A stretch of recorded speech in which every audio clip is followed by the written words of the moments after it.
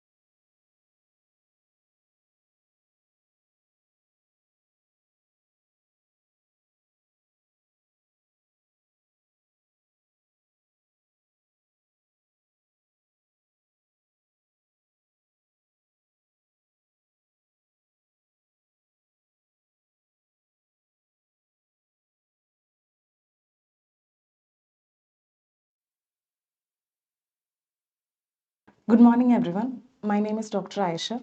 I'm your dermatology faculty from Medico, and today we shall be covering previous year INI-CET questions along with some high-yield topics for your upcoming INI-CET exams. So dermatology is a largely image-oriented, a visual subject. So most of the questions in INI-CET, especially from the last few years, have been image-oriented. So I want you all to do the same. Just not look at the questions alone, but look at the image also, and try to make a correct answer based on both the image and the question. And we also have to remember that in a multiple choice exam, it is not our target to know the right answer, but to rule out from the 4 different choices that we are given and to find out what is the most likely answer. And that is what we'll be concentrating on today, how to make a diagnosis from both the images and the cues from the questions, as well as how to rule out different options to finally come to the correct choice. So let us begin. So in the first question, we are discussing the basics of dermatology, that is about the primary and secondary lesions in dermatology. And why are they important? If I want to describe a skin lesion on a patient that I have seen to you, somebody who has not seen it, we need explanation, we need words. that are uniform across dermatologists to convey that information, so that without seeing you will understand what I'm talking about. So let us say the first question. So there is a patient who presents with a small raised, so it is an elevated lesion on the forearm that measures about 0.5 centimeter. Which of the following best describes these lesions? So we have options as macule, papule, plaque, and nodule. So let us look at the description of how primary lesions are described in dermatology. So we have few lesions that are like brothers. It basically differentiated depending upon the size of the lesion. So a macule and a patch are basically brothers. So what is common between both? So a macular patch is just a change in color of the skin, but there is no change in texture. That is, if you were to close your eyes and touch on the skin, you will not be able to appreciate if it is a macule or if it is normal skin. But there is a change in color that is well circumscribed. If it is less than 1 centimeter, you would call it a macule. If it is less than more than 1 centimeter, you would call it a patch. Again, an example for macule would be freckles, most common, and a patch would be vitiligo or melasma. Now let us look at raised elevated lesions. That is what is given in our question. So in elevated lesions, we have three. One is papule, plaque, and a nodule. So how are these things differentiated? So if you have an elevated lesion that is less than 1 centimeter, that would qualify as a papule. So it would be a papule that you see in acne, a papule that you would see in molluscum contagiosum, which is umbilicated. And now coming to the plaque. So a plaque and a nodule is basically differentiated based on what is the predominant one. Is it the width or is it the depth? If the width is more than the depth, you would qualify it as a plaque. But if it is the depth that is more than the width, that is, it is a deeper lesion, that would qualify as a nodule. And both the plaque and a nodule is more than 1 centimeter. Interestingly, you have to remember that in a plaque, while most common type of plaques are elevated lesions, rarely it can be flat or even slightly depressed. So that, for example, in morphea we call it a plaque, but it is not an elevated lesion, rather it is a flat or slightly atrophied depressed lesion.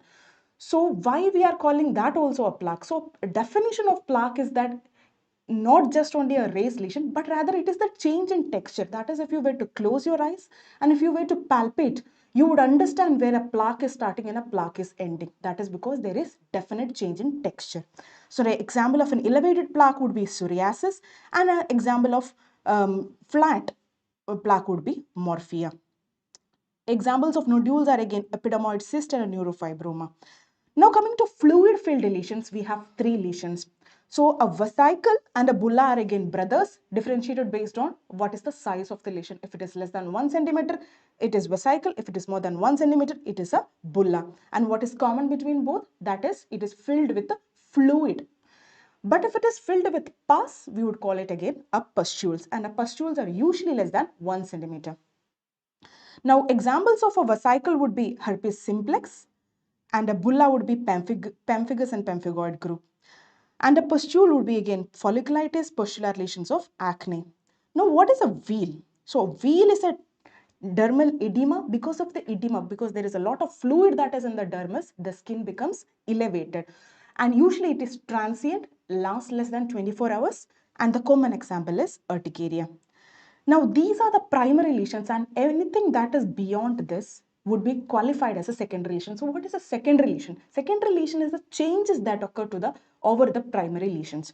So, examples include crust, scale, fissure, excoriation, erosions, ulcer, infarct, and atrophy. These terms would be most likely you would understand what are these terms. And lichenification means it is a chronic change where there is increased skin markings, thickening, and hyperpigmentation that is due to repeated rubbing. Now we must remember special primary lesions. These are favorite INI-CET questions, that is burrows and comedones. Where do you see burrows? In scabies. And where do you see comedones? That is in acne. These are not secondary lesions but rather special primary lesions which are diagnostic of these disorders that we have mentioned. So coming to the correct answer, so what is a raised lesion? That would measure more than 0.5 centimeter. That measures 0.5 centimeter. That would be a papule. Now let us go to the second question. So again, let us read the question first. There is a diabetic patient that is coming to the OPD. So in a question, we will have a lot of things that is cues for the answers, and we'll have a lot of distractions. So it is important for us to pick up the cues and discard the distractions that are present. So in this, we are not sure if the diabetes is important or not. Let us see that there is the rest of the question. So there is a lesion in the axilla. So there is a lesion in the axilla that is shown in the picture, and the lesion shows coral pink fluorescence on wood slab. I think we almost have our answer now. Right. So which is the organism that is responsible for the same? So this is erythrasma, and erythrasma would show pink, coral pink fluorescence on wood slab, and it is caused by Corynebacterium minutissimum. So Corynebacterium is again a bacteria, so that is causing erythrasma. And it has a predilection for warmer sites. So it is most commonly present in the flexures, that is axilla, the groin, etc. Now, what are the common DDs of a lesion that is present in the axilla groin like this? So there is a lesion in the axilla growing like this, and we need to know what are the differentials for that. So one of them would be erythrasma, as we had discussed. It is usually brown black in color. Erythrasma means red erythema, but in Indian skin, that is skin of our tone, so we can expect a brown lesion rather than a red lesion. Another disorder that presents in axilla groin is tinea infections. But in a tinea infection, you would expect a erythematous raised border. There is an active raised border in the periphery. And another disorder is candidiasis. And in candidiasis, what you would expect, in addition to erythema and a white coating, would be satellite pustules, which are not present in these. They have not mentioned if the lesions are symptomatic or not, but erythrasma is usually asymptomatic, can be itchy on sweating, etc., but usually asymptomatic, while the other two conditions can be itchy. Now coming to the wood slab fluorescence, I'm only talking about the very basic stuff that you should be knowing, that without knowing this, you should not go to the exam. So the wavelength is usually 365, sorry, so the wavelength, peak wavelength is 365 nm. So it is a blue light. And now coming to the disorders that we can identify on with the help of wood slab, or which aid in the diagnosis, are tinea capitis, in which microsporum species which show as a blue-green fluorescence. Favus, due to Trichophyton cholni, will show as blue-white, and erythrasma, again as we mentioned, would show coral red, and P. versicolor caused by malassezia will show a faint yellow color. And in porphyria, you can have urine, feces, blister fluid and teeth, and red and pink. If the teeth is present, it is usually erythropoietic porphyria. Now let us look at the third question. So match the following. So this contains a test of investigations. The dermatology is mostly a visual diagnosis, and we have few investigations, laboratory investigations, that help us, that aid us in the diagnosis. So it is easy to learn. There are only very few. So the most important ones are already mentioned in this question. So we have patch test, KOH mount, biopsy and slit skin smear on one side. Then we have leprosy, lupus vulgaris, contact dermatitis and tinea corporis on the other side. So let us look at these options. So what is a patch test for? So a patch test basically identifies type 4 hypersensitivity. In a type 4 hypersensitivity, what happens? The patient or the person is already sensitized. It previously has been exposed to the antigen, and on a repeat exposure, because of the memory T cells, so there is a delayed type 4 hypersensitivity. So the contact dermatitis that patch test detects is an allergic contact dermatitis or type 4 contact dermatitis. And sometimes it is also used in the diagnosis, aid in the diagnosis or identifying the causative drug in delayed type 4 drug hypersensitivity. The examples include AGEP, fixed drop eruptions, and sometimes even in SJS-TN. The sensitivity is not 100%. That is, if you have an allergy, it is not always possible to detect it on a patch test. But if it is positive, it can definitely aid in identifying the causative drug or narrow down the possibilities of the causative drug in case multiple drugs are suspected. So the common asked question is again only contact dermatitis, not delayed type 4 hypersensitivity has not been asked so far. Now let us look at what is KOH mount. So KOH is used to identify fungal infections, as we already know. So what are the common slides that may come as images in the exam? So let us look at tinea. So tinea presents as a refractile branching hyphae, as we can see here. These are the branching hyphae, and this is something we regularly use in our clinic to identify if the patient has tinea, especially in cases we are not very sure. Now let us look at the other slide that usually we use, that is candidiasis. So what does candidiasis show? Candidiasis show these budding yeast cells. So you can see this is a yeast cell which is giving away to a baby yeast. So this is budding yeast cells. Sometimes they can form pseudo hyphae like this. So you will see budding yeast cells as well as a pseudo hyphae. Now let us look at pityriasis versicolor. In this, you see the spaghetti and meatball appearance. The name sometimes confuses because this is not something that we eat in our part of the world. But so what basically it means is that you have meatballs which are round in shape. Then you have fungal elements that are like noodles. So this is spaghetti and meatball appearance. Okay. Now coming to the fourth important one that usually comes for an exam, that is medlar or sclerotic or muriform bodies. These are the different names for the same thing that we are seeing under a microscope, and it is seen in chromoblastomycosis. It is diagnostic. It has been asked previously, and this picture is something you should not forget. Now let us see what a slit skin smear is used for. We already know it. It is for leprosy. And a Zhang smear, it is again one another lab test that we usually do it as a bedside procedure. That helps us in diagnosis of pemphigus group of disorders, which will show an acantholytic cell, and in herpes simplex and herpes zoster virus infections, in which you will see acantholysis with multinucleate giant cells. Now let us go back to the question. So a patch test, as we know, would diagnose or help in the diagnosis of a contact dermatitis. A KOH mount will help in tinea infections. A slit skin smear will help in leprosy. And what is left, a biopsy will help in lupus vulgaris. So what is lupus vulgaris? Lupus vulgaris is a form of cutaneous tuberculosis. And in a cutaneous tuberculosis, it is not, in any form of cutaneous tuberculosis, it is not very easy to isolate the organism from the biopsy. So what aids us in diagnosis is usually a skin biopsy, which will show characteristic features of lupus vulgaris, which is beyond the scope of discussion of this class, right? Now let us look at the fourth question. So we are to match type of scales with their associated conditions. So we have collarate scales, silvery scales, mica-like scales, and brany scales. And on the other side we have pityriasis versicolor, pityriasis rosea, psoriasis, and pityriasis lichenoides. So let us look at the important types of scales that you should not forget before you go for the exam. One is the collarate of scale. Why it is called as collarate? Because it is like a collar. It is surrounding the lesion like a collar. It is usually, as we can see if you look closely, it is usually peripherally attached and centrally detached. That is why it is also known as a curtain, hanging curtain sign. And characteristically, it is seen in pityriasis rosea.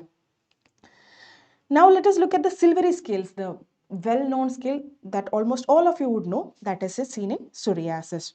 So accentuation of these scales on grating it with a slide is known as grattage test. Now let us look at mica-like scales that is seen in pityriasis lichenoides. So as we can see, these are small lesions which overlying white to gray to brown scales, and these scales can be taken out in toto. That is why it is known as mica-like scales. Now the famous, almost all of you might know, the powdery fine brany scales of pityriasis versicolor. It may not be usually apparent on clinical examination. Sometimes you have to scratch it and that will get accentuated, which is known as Besnier's sign. Now we have yellow and greasy scales of seborrheic dermatitis, very difficult to miss, very classic. Now coming to ichthyotic disorders, we have three named type of scales that you should not forget, and sometimes in exams that can be the cue to the correct answer. Sometimes C in the scale may not help you, or you may be having difficulties, but the words sometimes are given for you to go to the correct answer. If it is fish-like scales, it is ichthyosis vulgaris. If they are mentioning armor-like scale, you see it is like a tight armor that is being kept on the chest, that is known as harlequin ichthyosis, and plate-like scale is seen in lamellar ichthyosis. So the correct answer, the sequence would be collarate of scale is seen in pityriasis rosea, silvery scales again our favorite psoriasis, mica-like scales in pityriasis lichenoides, and brany scales in pityriasis versicolor. Now let us look at the fifth question. So now we are going into the territory of leprosy. So it is a high yield topic. There are certain things that you must know that has been repeated multiple times in the INI-CET exams. So there is an 8-year-old boy from Tamil Nadu, Bihar. So is this a distraction or is this a cue? This is a cue. We'll know why it is later on. With a hypopigmented, atrophic, white, non-anesthetic. See, they have mentioned non-anesthetic, not anesthetic. A non-scaly macule on his face. The most likely diagnosis is. So, when a child is presenting with hypopigmented lesions on face, there are few things that we need to, that comes under the differentials. So one of them is pityriasis alba, and it is usually present in children, young adolescent, young adults, etc. And usually it is on the face, and it is associated with atopy, and it will have fine scales. Now coming to pityriasis versicolor, it is again seen in young adults. That is why these all comes under a same differential. The questions, these, and it is not just in the questions, even in the clinics we'll have these doubts. So this is a day-to-day basis question that they have asked. And it is also seen in young adults, sometimes in children.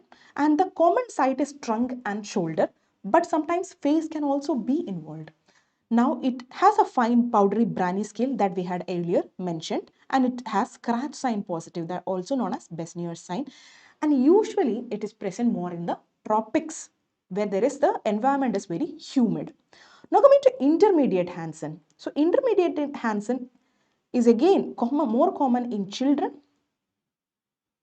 and most common sites are again face and buttocks, and this is not usually scaly. And in a patch of leprosy, you would normally expect it to have some loss of sensation, right? But in reality, in most of our cases that we see, an intermediate Hansen patch on face may not have a lot of loss of sensory loss that is detectable, because face has a lot of innervation of nerves and it takes quite some time to lose the sensations.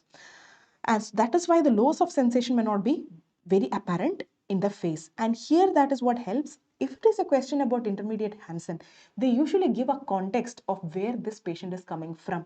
So if it is from an endemic area of leprosy, where there are a lot of leprosy cases, in this case they have mentioned Bihar, Tamil Nadu, so that would give you a clue that maybe they are talking about intermediate Hansen, and not always an anesthetic patch would be present. That should not take you away from a intermediate Hansen. Again, it has no scaling and it can show atrophy. Now coming to vitiligo is usually a depigmented macule rather than a hypopigmented macule. But sometimes in early vitiligo, it can be shown as hypopigmented macule also, but that would not apply to our question paper, because they are not going to ask you difficult questions, but questions that you will be able to tackle. So it is usually depigmented and there will not be any scaling as usual. So let us look from an endemic area of leprosy. There is a child, it is an 8-year-old boy who presenting with hypopigmented. There comes all our differentials, but it is atrophic, it is non-aesthetic, not helping us, and it is non-scaly, helping us somewhat on face. And so the most likely diagnosis would be intermediate leprosy. Now coming to the sixth question, I have put this question here purposefully because this child is also presenting with hypopigmented patches and crusts on face. So these are the hypopigmented patches and these are the crusts that are present on his face. So what would be the diagnosis? So we have vitiligo, dermatitis artifacta, pityriasis alba, and contact dermatitis to henna. So let us look at one by one. Which of these conditions would present with hypopigmented lesions? Maybe all four of them can present with hypopigmentation. Even contact dermatitis to henna over time on healing can present with hypopigmentation. Now, what all are the conditions that would present with crusting? So crusting, the answers would be, if we can use common sense here, vitiligo will not present with crusting, it is just depigmented macules. And pityriasis alba, as we had mentioned, presents as hypopigmented lesions with a fine scaling. So we have dermatitis artifacta and contact dermatitis to henna. Contact dermatitis to henna usually presents as an erythematous itchy lesion where the henna is more likely to be in contact with. That is, if put on hair, it is over the hairline, sometimes over the upper eyelids, hands, etc. And in this photo of the patient, we can see that these lesions are placed bizarrely. It doesn't follow any pattern. So it is unlikely to be contact dermatitis to henna, and the correct answer in this case is dermatitis artifacta. So what are the cues that is helping us in this case? It is mainly the presence of different morphology of lesions. Morphology of lesions can vary, can be papules, excoriations, erosions, ulcers, crust, etc. And which has a bizarre distribution. We are not able to look at it and make a diagnosis, or something doesn't come to our mind. And our teachers from where I studied would always say dermatitis artifacta should not be your diagnosis of exclusion. Sometimes it just comes to you in your primary differentials itself because it has a very bizarre presentation. It is usually self-induced. It is self-induced. That is why it is known as dermatitis artifacta. You are making this artifactual dermatitis. It is usually bizarre shaped, bizarre distribution, not able to fit into a particular diagnosis. And especially in a multiple choice question, like an INI-CET, they are going to give you maximum clues to come to the diagnosis. And from the image, if you are not able to make a proper one, and if it is in the differentials, it could be this. And it is usually on accessible sites. This includes face, and it has hollow history. If there is some clues that are present in the history. Hollow history means the history doesn't match the clinical symptoms or the clinical presentation or the morphology of the lesions. Now let us look at the seventh question. So there is a patient who presents to the OPD with a satellite lesion, satellite skin lesion. On examination, he has one hypopigmented, sorry for the spelling, one hypopigmented lesion and one thickened nerve. Images of two blister packs are given below. Again, we don't have the blister pack photos, and the best suited treatment would be. So the WHO has classified multibacillary and paucibacillary leprosy based on number of patches, thickened nerve, and triple S, that is slit skin smear. So it is very easy. For me, I find it difficult to remember 5 as a number because I'm confused if it comes under PB or it comes under MB. PB being paucibacillary and MB being multibacillary. So I always remember as 5 and 6. So if it is less than or equal to 5, then it is paucibacillary. If it is more than or equal to 6, then it is multibacillary.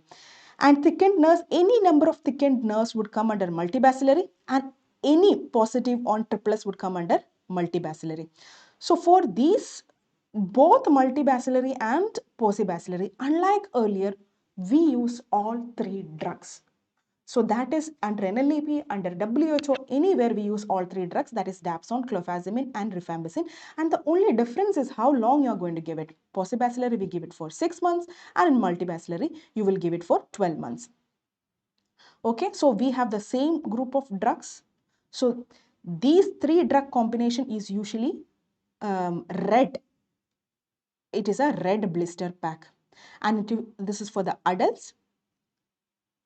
And if it is a child, for a blister pack, it is usually a yellow blister pack, that is for children.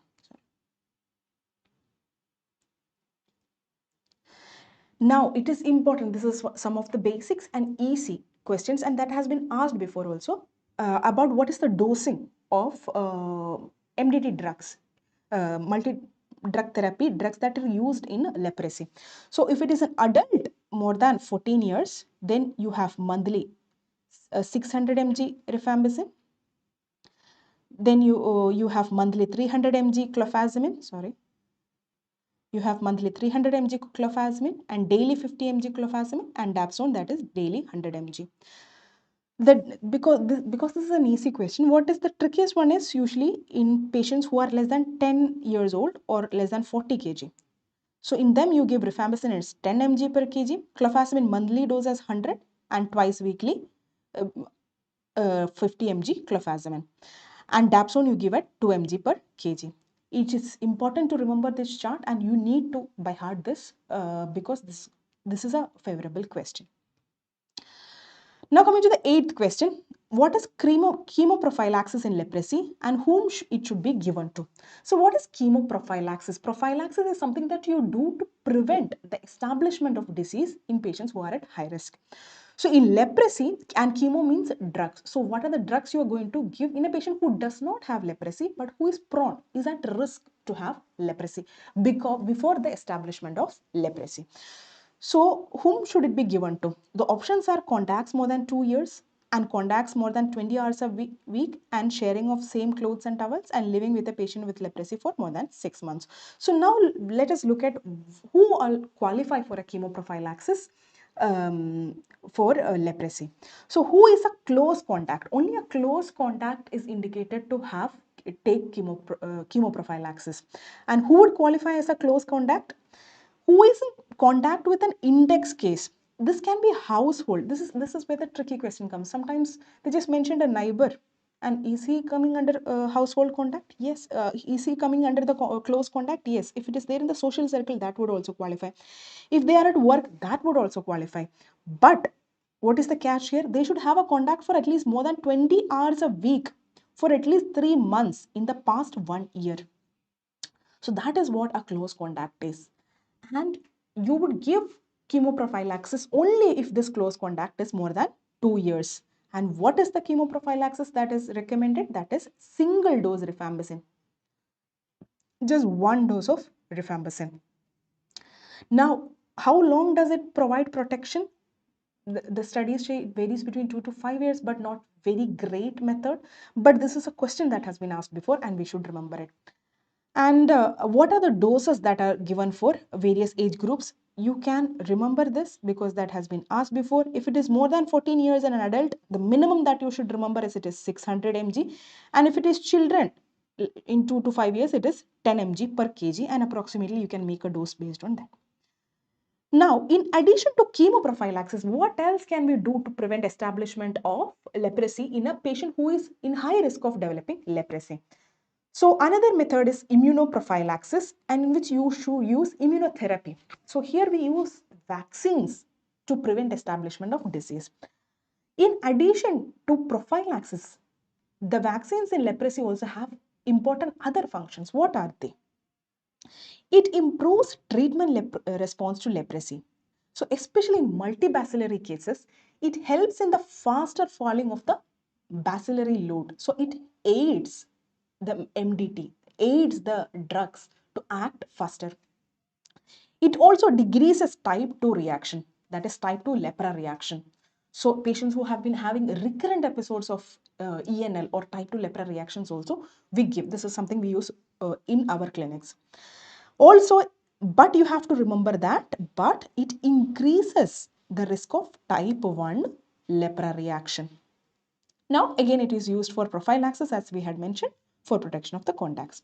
So what is something that we know works well? That is BCG vaccine. But WHO does not recommend revaccination in somebody who has already got BCG vaccination in childhood. Other ones we have is heat-killed vaccines. BCG is the only live attenuated vaccine that is effective in leprosy. The other ones are heat-killed vaccines. This include M. leprae, Mycobacterium indicus prani. This is something you should remember, named after Dr. Pran Talwar. So this is something which is developed in India, and it is being in trial phase used in at least 9 states in India by NLAP now. And we have a subunit vaccine, that is Lepvax. Okay, the Mycobacterium indicus prani, again, it is used in immunoprophylaxis. It is also used to decrease type 1 reaction, type 2 reaction, as we had mentioned before. In high multibacillary leprosy, to rapid fall of bacillary load, we can use it. Also, what is the non-leprosy indications of MIP? It is used in various cancer like melanomas, bladder cancer, etc. Now coming to the, so now let us discuss what will be the answer for this. So a chemoprophylaxis should be given to more than 2 years old, correct. Contacts more than 20 years a week, that is also correct. Sharing same cloth and towels, that is not mandatory. You need to be in close contact. It does not mean that you should share your towels or clothes. And fourth point is patient with leprosy for living with a patient with leprosy for more than 6 months. We had mentioned that more than 3 months is okay, so 6 months is good enough. So the answer would be 1, 2, and 4. Now coming to the ninth question. So a 12-week pregnant woman, always if it is mentioned pregnancy, it is an important cue and it might make a difference in your answer. Is already on multi-drug therapy for leprosy and presents with a type 2 lepra reaction. And what is the treatment of choice? You cannot afford to not read lepra reactions and go for an INI-CET exam. It is the favorite of the examiners. So what is the treatment of choice? So do you stop MDT? Do you not stop MDT? Do you give steroids, not steroids? What is the course of action? In any kind of lepra reaction, if the patient has not completed the adequate treatment period for MDT, you should not stop MDT. So MDT is never stopped in lepra reaction. Lepra reactions are not an indication to stop MDT. Now let us look at the most common differences between type 1 and type 2 lepra reaction that we should not forget. So type 1 reaction is also known as a reversal or upgrading reaction. Why? Because in leprosy, the tendency of leprosy in a patient is to downgrade. What does downgrade means? If a patient has BT Hansen, the normal tendency of the body is to downgrade to BB, or can go from straight or then downgrade to BL, then to LL. So this is the natural tendency of the disease, and you can be cured at any point, that is different, but this is the natural tendency of the disease, and a lepra reaction is basically reversing this tendency. So when does lepra reactions happen? When the immunity of the body increases. So when the immunity of the body increases, you have a type 1 lepra reaction, and it is usually after starting a multi-drug therapy. So as it is reversing the natural course of the disease, it is known as a reversal or an upgrading reaction. Type 2 lepra reactions are also known with their characteristic lesion, that is erythema nodosum leprosum.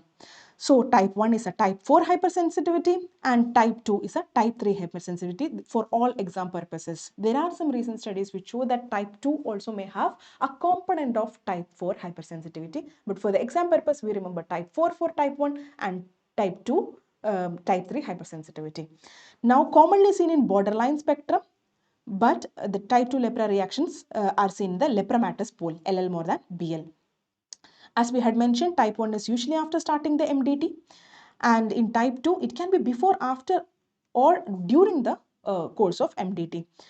Clinically, how does it present? Type 1 reaction presents as the edematous, painful swelling of the pre-existing lesions, while the existing lesions in type 2 reaction have no change at all. Rather, they develop new lesions. So what are these new lesions characteristically described as? These points, the things that I'm mentioning here, is cues for you to pick up on the diagnosis of type 2 reaction. That is evanescent, that comes and then goes in a few days. It is red and tender, it is inflamed.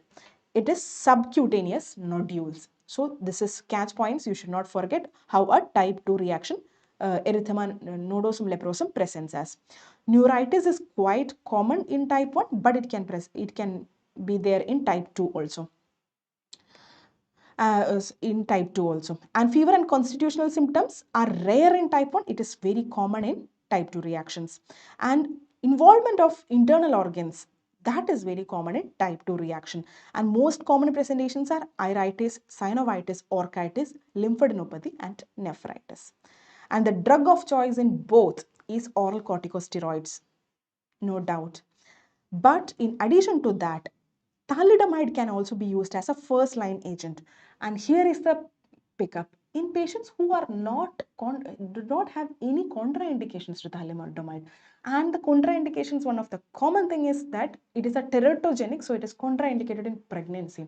And the most common cue that is given to you to not pick thalidomide in the question is usually it is a pregnant woman. So other things that you can use include cyclosporin, methotrexate in type 1, and clofazimine, methotrexate, azoraminocycline, etc. in type 2. Remember, thalidomide does not help in type 1 lepra reaction, and thalidomide does not help in neuritis that is present in type 2 reactions. Okay. So what is the course of action in a pregnant woman who is presenting with type 2 lepra reaction? Stop MDT? Never. Continue MDT? Yes. Now, do you want to give thalidomide or do you want to give steroids? In a pregnant woman, the obvious answer is steroids. So the option is D. Let's look at the 10th question. Which of the following MDT causes hyperpigmentation? So they are asking you what is the common side effects of MDT drugs. It is important. AIMS people love it. So the most commonly asked question is again, what does clofazimine cause? Clofazimine causes hyperpigmentation.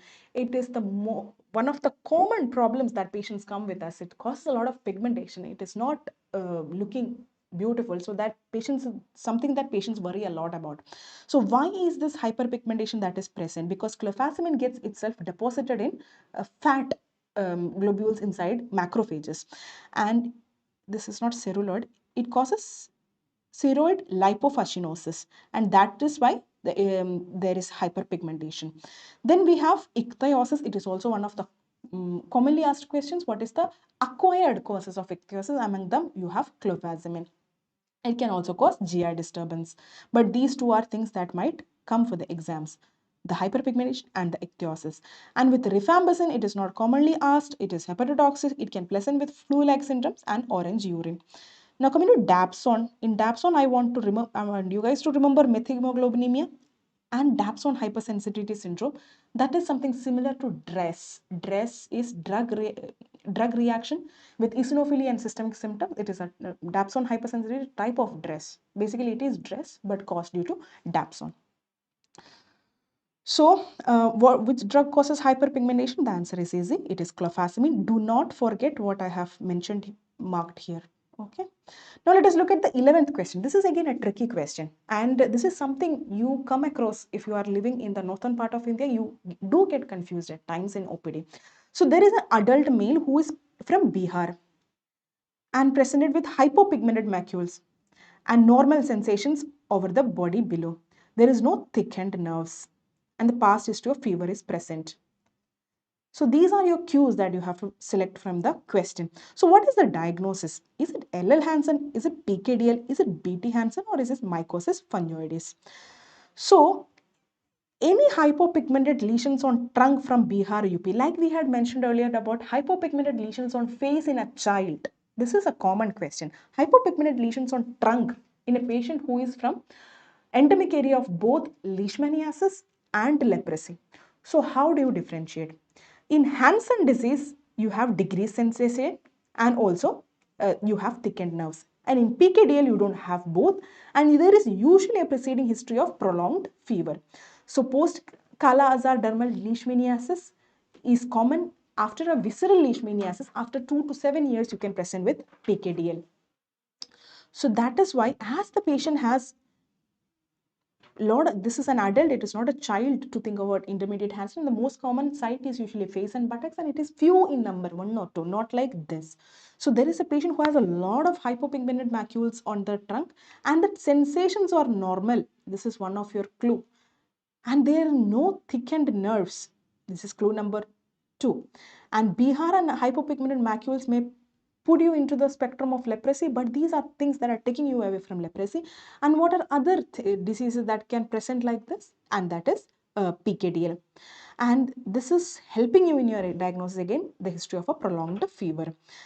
And you have to remember that in PKDL, it is not just hypopigmented macule. Sometimes there can be erythematous, elevated papules and plaques. That again does not take you away from leprosy, but I'm just telling you as a factor. In that also, you need to look at these clues that are given here. Now coming to 12th question, there is a patient who presented with fever and joint pain for which she was put on NSAIDs. After 10 days, the patient develops the following skin lesion. So there is a patient who has fever and joint pain, and she was put on NSAIDs. The patient has taken NSAIDs, and after 10 days, the patient develops the following skin lesion.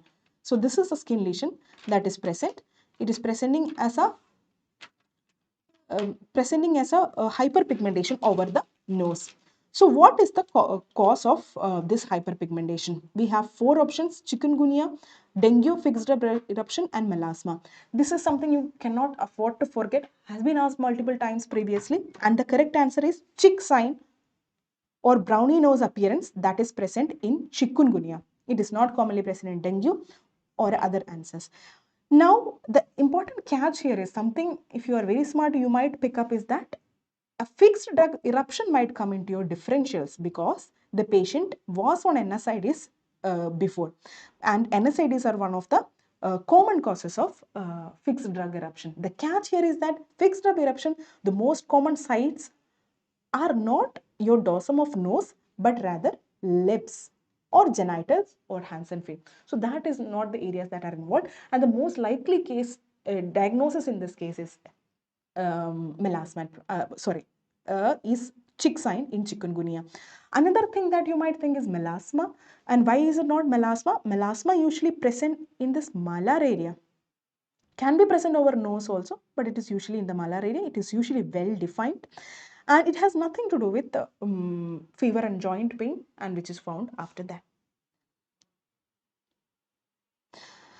Now let us look at the 13th question. All show maculopapular rash except. So this is a question about a why. So all the options given here are viruses. So it is a question basically asking you what are the primary manifestation of on skin on different viral diseases. So a maculopapular rash can be seen in dengue, measles, rubella, or even chikungunya. These are the common questions that are asked. And what all can present with a vesicular eruption? You cannot forget simplex and zoster, and I think almost everybody would know that. And the catch here is hand, foot, mouth disease. This also presents as vesicular lesions predominantly over the palms and soles in children. So the maculopapular rash in dengue has a characteristic name. It is known as Isle of White in a Sea of Red. So there is maculopapular rash. It is very red in the background, and there are areas which are spared, which can be seen as Isle of White. So the correct answer, what would be the correct answer? Dengue, measles, rubella, and shingles. Shingles is again another word for herpes zoster. So it is the shingles that does not show maculopapular rash, but rather a vesicular eruption. Now coming to the 14th question, which of the following is not responsible for this condition? So let us look at this condition. What is it? So as we can see, these are circular lesions with raised borders, as you can see. So these are basically annular lesions, and the most common annular lesion that we know is tinea corporis, and I think the diagnosis here is also tinea corporis. So basically the question that are asking is what does not cause tinea corporis? So we have microsporum, epidermophyton, trichophyton, and aspergillosis, and as we know, aspergillosis does not show cause tinea corporis, but rather these are the organisms that cause tinea corporis. These are dermatophytes. You cannot afford to forget which type of dermatophytes cause which type tinea and which all sides of the body. So I remember it like this. For trichophyton, tri stands for 3, and it affects all 3: skin, nail, and hair. And epidermophyton, I think about it like this, may not be very scientifically accurate. I think the hair does not have epidermis, it is already dead. So hair is not involved. What has an epidermis? The skin has epidermis, and the nail, so the nail bed has epidermis. So basically skin and nail. And microspora, whatever is not, everything can involve skin. So what is left is hair. So skin and hair in microspora. So you need to remember this, should not forget which all type of dermatophyte shows infection which all sides of the body. Now coming to the 15th question, what is the best treatment for this condition? So what is this condition? So what are we looking at? So we are seeing a plaque. So plaque is an elevated lesion, right? So we are seeing a plaque. It is a well-defined plaque. What is characteristic about this plaque is that it is active on one side. How do you know it is active? It is more elevated, it is more red, it is showing crusting, erosions, etc. It is more active on one side while it is healing from other side. See, it is healing with scarring on the other side while it is active on the other side. This characteristic presentation is seen in lupus vulgaris, and that is why the answer is, what will be the treatment for lupus vulgaris, which is a cutaneous tuberculosis? That would be anti-tubercular therapy.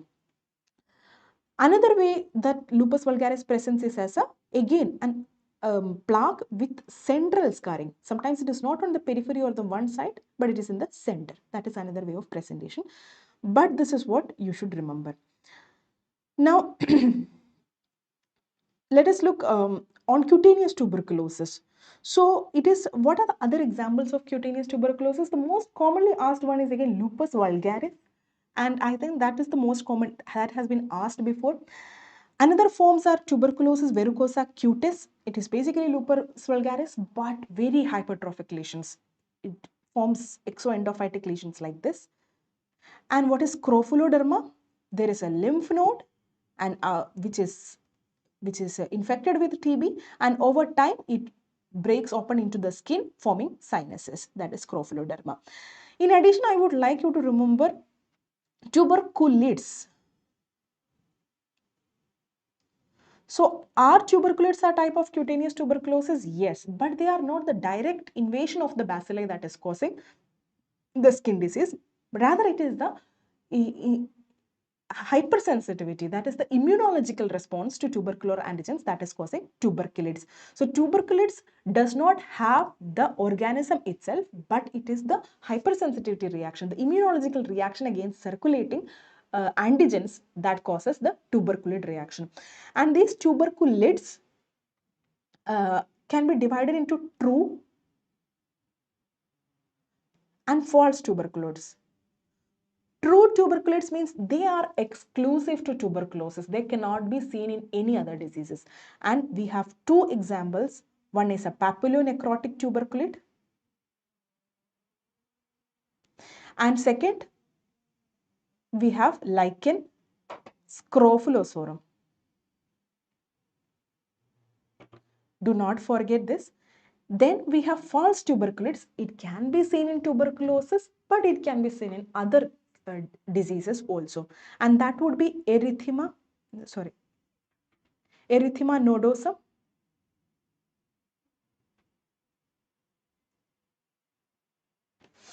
erythema induratum. Erythema induratum. So these are the true and false tuberculitis, and I think it is a potential question that can be asked in the INI-CET exam. Now coming to the 16th question. There is a patient who presents with pruritus of interdigits, pruritus between the web spaces, as shown in the image below. Identify the condition. Where it presents with pruritus of the interdigital region, something that comes in the MBBS level to most of us is what? Scabies. But it is usually associated with with over time it becomes generalized pruritus with predilection for flexural sites.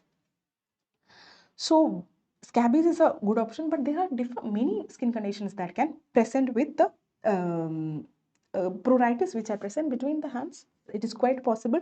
So here basically you have to rule out what are the other options.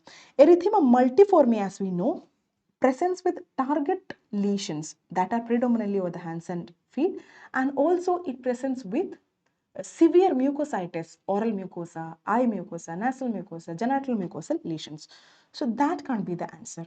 Now xerotic dermatitis, xerotic means dry, dermatitis means any inflammation of skin, but that does not mean to have a predilection for the flexures of, that is the finger abscesses. Now dermatitis herpetiformis is classically described. This we will discuss in further towards the end of the discussion about blistering disorders. It usually presents on the extensor surface of the skin, and that is why the correct answer is scabies. So scabies is again caused by Sarcoptes scabi. Varrohominis, it is usually transmitted by skin to skin contact, and we had mentioned earlier the diagnostic skin lesion. If you see a burrow, you can confidently make a diagnosis of scabies. It has predilection for skin folds, including web spaces, and sometimes it can hide under the watch straps anywhere it find cozy, um, warm, they can reside there also. And the treatment, as we know, includes permethrin, topical permethrin, and sometimes oral ivermectin also. Now coming to the 17th question, identify the pattern and name the disorder. So we need to identify the pattern from the image that is given, and we need to find out what disorder is it associated with. So what are we seeing in this image? So we are seeing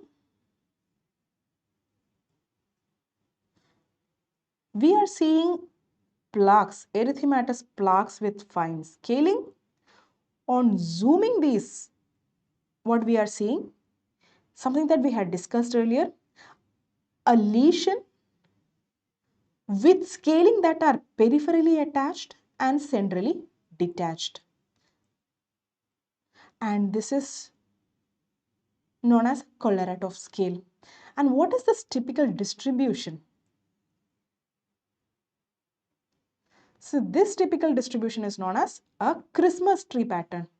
And this Christmas tree appearance is seen along with this collarate of scale in Pityriasis rosea. So what is Pityriasis rosea? It is usually present after a viral associated. It has been proposed to be associated with viral exanthems, viral infections including HHV6 and 7. And this typical Christmas tree appearance is because the skin lesions, the plaques that are present in Pityriasis rosea are the long axis of the plaque. What is the long axis of the scalp of the plaque? The largest diameter. So the largest diameter of the plaque is oriented along the cleavage lines, skin tension lines, and that is giving this characteristic Christmas tree appearance. In the images, we shall be discussing about this in detail. So that is why it is giving this Christmas tree pattern. Christmas tree pattern, as it is oriented along the Langer's line or skin tension lines. This is the collarate of scales, as we had mentioned before. It is also known as hanging curtain scene. What is a herald patch? Before this eruption of plaques in a Christmas tree pattern, it is usually preceded by a mother patch, which is usually 1 or 2 in number, which is larger, and it has this collarate of scale. And the subsequent eruption of the plaques that happen, they are usually the miniature, they are baby lesions or miniature versions of this larger herald patch. As we had mentioned, it can be triggered by 6, 7, and KOH, as we had discussed earlier, can show spaghetti and meatball appearance. Now coming to the 18th question. A farmer from Tamil Nadu, again Tamil Nadu, presents with fever, body ache and cough for 3 days. So the patient has constitutional symptoms and cough. And the lab studies show decreased platelets and the body lesions are present on examination. IgM scrub typhus. So the diagnosis is already given. It is not the question about diagnosis. IgM scrub typhus is positive. What is the drugs used for management? That is why it is important to read the entire question, because you may be spending time to figure out what this is, while at the same time they had already given the diagnosis. And the question is not about it. The question is about what is the drug that is used for its management. So the management of scrub typhus, the treatment of choice currently, previously it used to be just doxycycline, but the recent data say that doxycycline plus azithromycin may be better than doxycycline alone. So what is the lesion that is present? So it is an eschar. So eschar is where the trombiculid mite, so the trombiculid mite which carries this organism Orientia tsutsugamushi, this mite bites over here, and this is the primary lesion that forms, that is an eschar. So what are the clues? In this question, they had already given you the idea that it is scrub typhus and asked you for management. Sometimes they show you the picture and ask you what is the diagnosis, because eschar is not just limited to scrub typhus.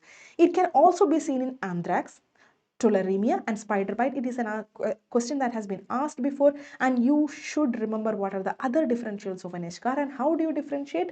In a scrub typhus patient, you will have some history of camping in desert coming from Rajasthan, dry arid areas where there are a lot of scrubs.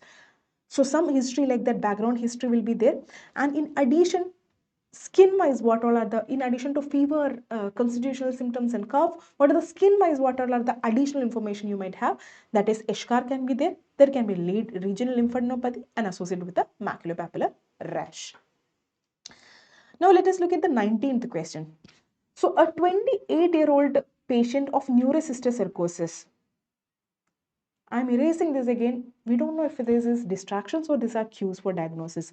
Develops generalized peeling of skin all over. So they are presenting with generalized peeling all over except palms and soles and starting 1 month after taking anti-epileptics. What is the most probable diagnosis? So from the options we can say fixed rub eruption, pemphigus, Stevens-Johnson syndrome and TEN. And neurocysticercosis, and for that they might have started on anti-epileptics, but from the options we are clear that none of these options have nothing to do with neurocysticercosis but rather with the anti-epileptics that have been started. So the answer here is 10. Why is it so? So they say that it is a generalized peeling of skin. So peeling of skin is present in pemphigus, Stevens-Johnson syndrome and TEN. And fixed rub eruption, we know that does not present with peeling of skin. It is just a well-defined hyperpigmented erythematous patch that on repeated exposure to the same drug get inflamed again and again. So it is not fixed rub eruption. Now the other options we have is pemphigus, SJS and TEN. So pemphigus has nothing to do with anti-epileptics and it usually presents along with oral mucosal lesions. And then we look at the picture that is given here. Rather than vesicles and bulla, even though there are few bullas that are present, this is predominantly presenting with purpuric lesions.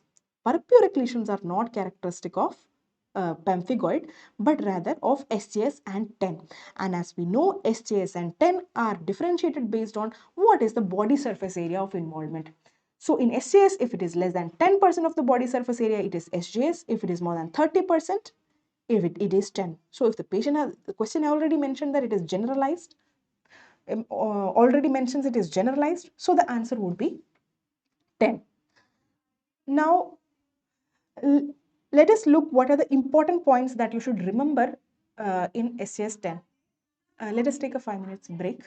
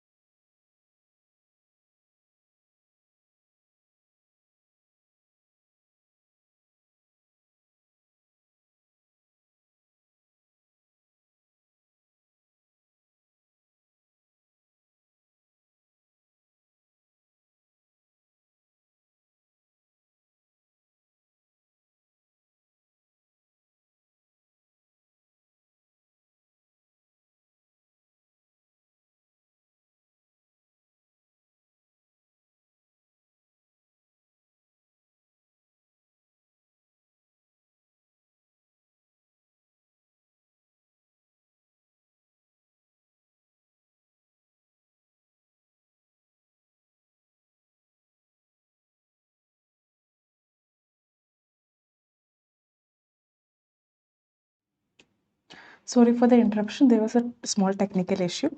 So we were discussing about SGS-10. So what are the most important things that you should remember about SGS-10? So the common drugs that are caused, because the history usually has a drug that is suspected to cause this drug reaction. So anti-epileptics, in almost all the questions that have been asked before, it is anti-epileptics that has been the suspected drug. Another group of drugs is allopurinol.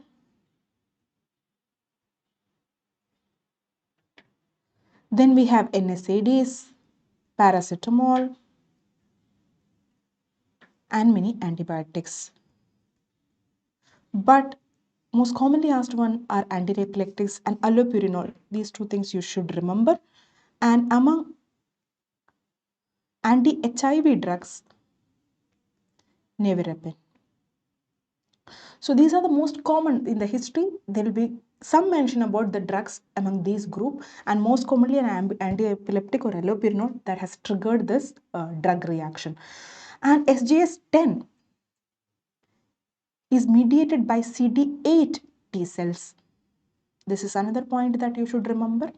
And clinical symptoms, so we will discuss here, already discussed in few, and in the images we will be discussing it in more detail. And along with that, we should remember that SGS-10 is not just limited to the skin and mucosa. There is skin, mucosa, and there can be internal organ involvement also.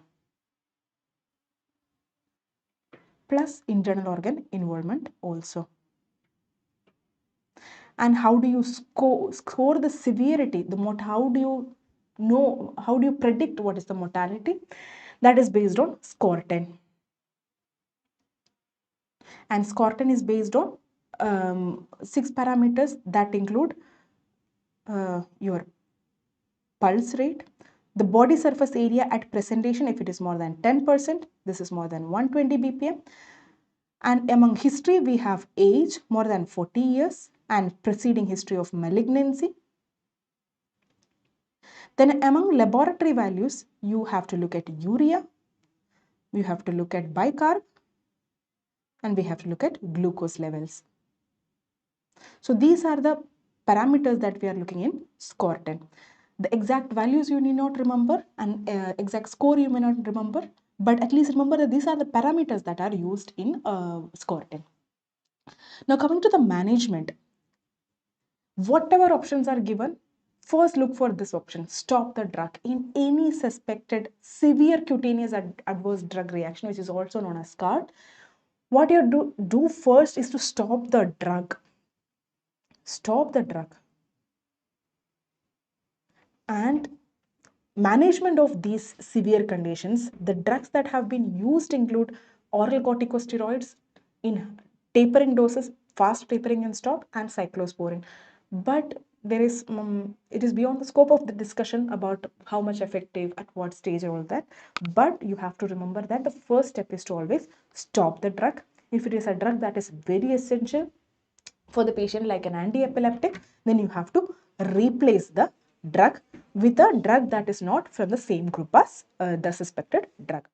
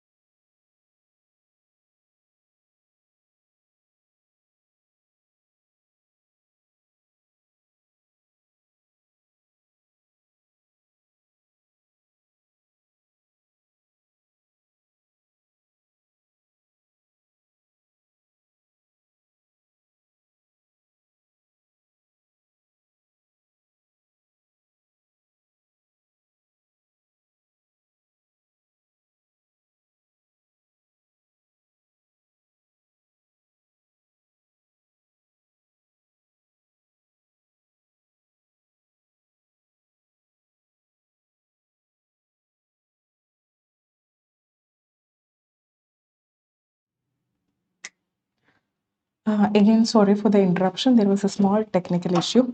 So let us continue. So what we were talking about is that in SJS and 10, the first step is to stop the drug, replace if it is essential drug with another group of drug that is not of the suspected drug. And oral corticosteroids and cyclosporin may have some role. Now let us look at the 20th question. A male child, it is a male child who is born to a non-consanguineous. So non-consanguineous couple presents with blister on face associated with friction. If there is a mention that there is blistering that is associated with friction, then we are looking at mechanobullous disorders. Now we need to find out which mechanobullous disorder, and that is what the other cues that we have to pick up from this question. So there is history of similar illness that is present in elder brother. So it is something that is inherited or something that is infectious that is present in the mother, which is given death into both the children. And what is the diagnosis? So we have options like epidermolysis bullosa, pemphigus, congenital syphilis, and CBDC. Why is it not pemphigus? It has been mentioned that there is family history and it is present since birth, very unlikely to be pemphigus. Now let us look at CBDC. CBDC is something which is present in childhood, correct, but it is not usually present at birth. And why? Again, it is an autoimmune blistering disorder. So, sibling having a similar illness will be unlikely. And in CBDC, we know that the classical arrangement is pearl-like, string-like arrangement of the vesicles. Now we have epidermolysis bullosa and congenital syphilis. As we had mentioned before, if there are siblings that are affected, it is most likely to be a genetic disorder that is inherited from the parents to the children, or the mother is infected with a pathogen that is present in the first and second pregnancy. Now, why is it epidermolysis bullosa and not congenital syphilis? Let us see, it is a mechanobullous disorder. Congenital syphilis by no means is a mechanobullous disorder. It can sometimes present with vesiculobullous lesions, predominantly of the palms and soles, but there will be so many other things that will give you a clue why it is congenital syphilis. The child will be marasmic, the child will have hepatosplenomegaly, pot belly, generalized rash, frontal bossing. So many features will give you a clue that it is congenital syphilis. In addition to that, it is not a mechanobullous disorder. So in this question, the answer is epidermolysis bullosa. So let us look at most important things that you should remember in epidermolysis bullosa and you should not forget. One is, as mentioned before, it is a mechanobullous disorders. So trauma prone areas are involved like hands and feet, like the bony prominences of the body, the anterior tibia, that is the shins. So these are the areas, and when the child starts to crawl, the extensors of the body. So these are the areas, the face areas which are trauma prone, and these sites are involved classically in any mechanobullous disorder. Had this been an adult that is presenting with adult onset mechanobullous disorder, we would have thought about epidermolysis bullosa acquisita, which is an autoimmune disorder where autoantibodies are targeted against collagen 7. Now, so why the non-consanguinity? This is something that is trying to throw you off. So we know that epidermolysis bullosa can be both autosomal dominant and autosomal recessive. So they are giving this information which adds nothing to your diagnosis. Had been consanguineous or not, it might have had some value to tell that it is an inherited disorder, but a non-consanguinity does not rule in or rule out your diagnosis. And a male child, again, doesn't rule in or rule out unless and until what we were suspecting was an X-linked disorder. So these are the distractions that are present which you need to be careful about. Now, the involvement can be skin, mucosa, and nail, and sometimes even internal organs. The mucosa involving the respiratory tract, the GI tract, etc. And even the anal canal, all these can be involved. Now, the important things that you should remember is EB simplex is associated with keratin 514, junctional EB with laminin, and dystrophic EB with collagen 7. Must not forget. Now let us look at the 21st question. So there is a male child with cryptorchidism presenting with large black scales on body flexures. Skin biopsy showed hypergranulosis and steroid sulfatase deficiency. So when you read it, here is your direct link to the answer. Steroid sulfatase deficiency is characteristic it is the diagnosis is X-linked recessive ichthyosis. So had this been not there, and if you did not know steroid sulfatase deficiency, what are the things that can help you in making a diagnosis? Because it is mentioned, it is an X-linked, it is a male child, we could think about X-linked recessive disorder. But if it was a female child, so here is the fix. If it is a male child, it could be X-linked, it could be autosomal recessive, dominant, it does not matter, right? But if it was a female child, it would have ruled out your X-linked recessive ichthyosis, but it is not, as it is not commonly present in that gender group. And the most common differential that is given in your options, let us look at two of them first. So we have lamellar ichthyosis and non-bullous ichthyosiform erythroderma. So these are brothers. This, as an umbrella term, we call as autosomal recessive congenital ichthyosis, ARCA group. So both the ones are more severe type of ichthyosis, and it is usually present over the entire body. So it is a generalized eruption rather than as mentioned here, body flexures. So it is not a flexural disease, it is a generalized disease.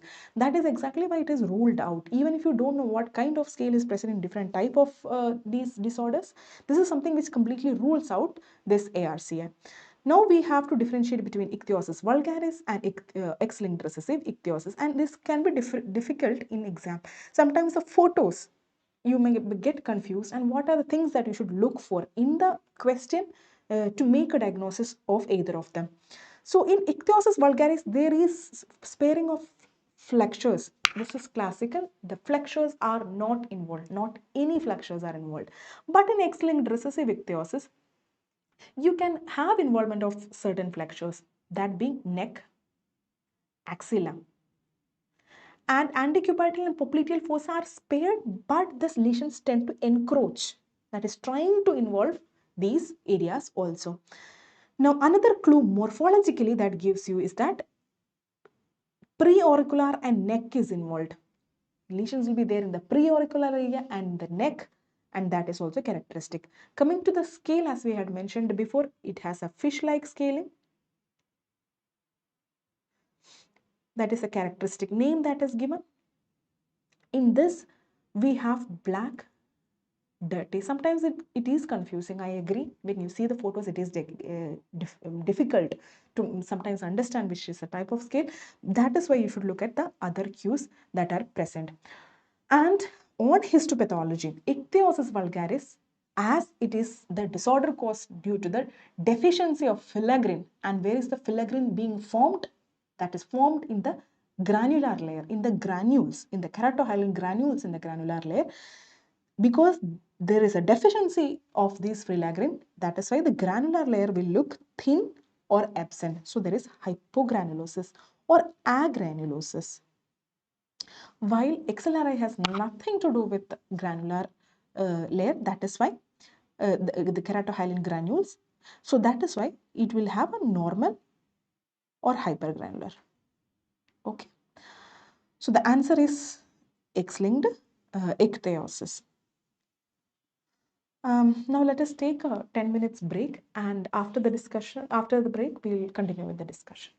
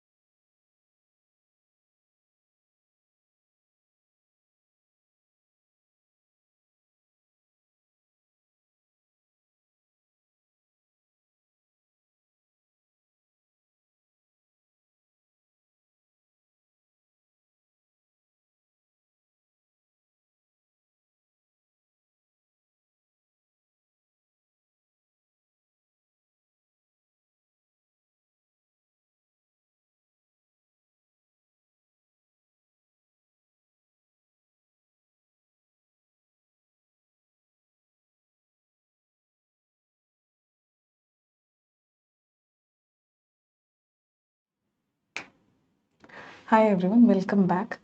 We'll continue our discussion. So now we begin with the sexually transmitted diseases. The best thing about STDs is that the questions are mostly repeated. It comes from certain areas, and if you thoroughly study these areas, you'll be able to score. So let us look at the 22nd question. So a young college student complains of multiple grouped vesicles over his genitalia. So there is grouped vesicles over the genitalia. What would be the appropriate investigation? And you have a picture which shows vesicles which are grouped together. What does grouping mean? They are organized adjacent to each other. So what is the next appropriate investigation and expected finding? So basically they are asking us what laboratory investigation can you do and what are you going to find?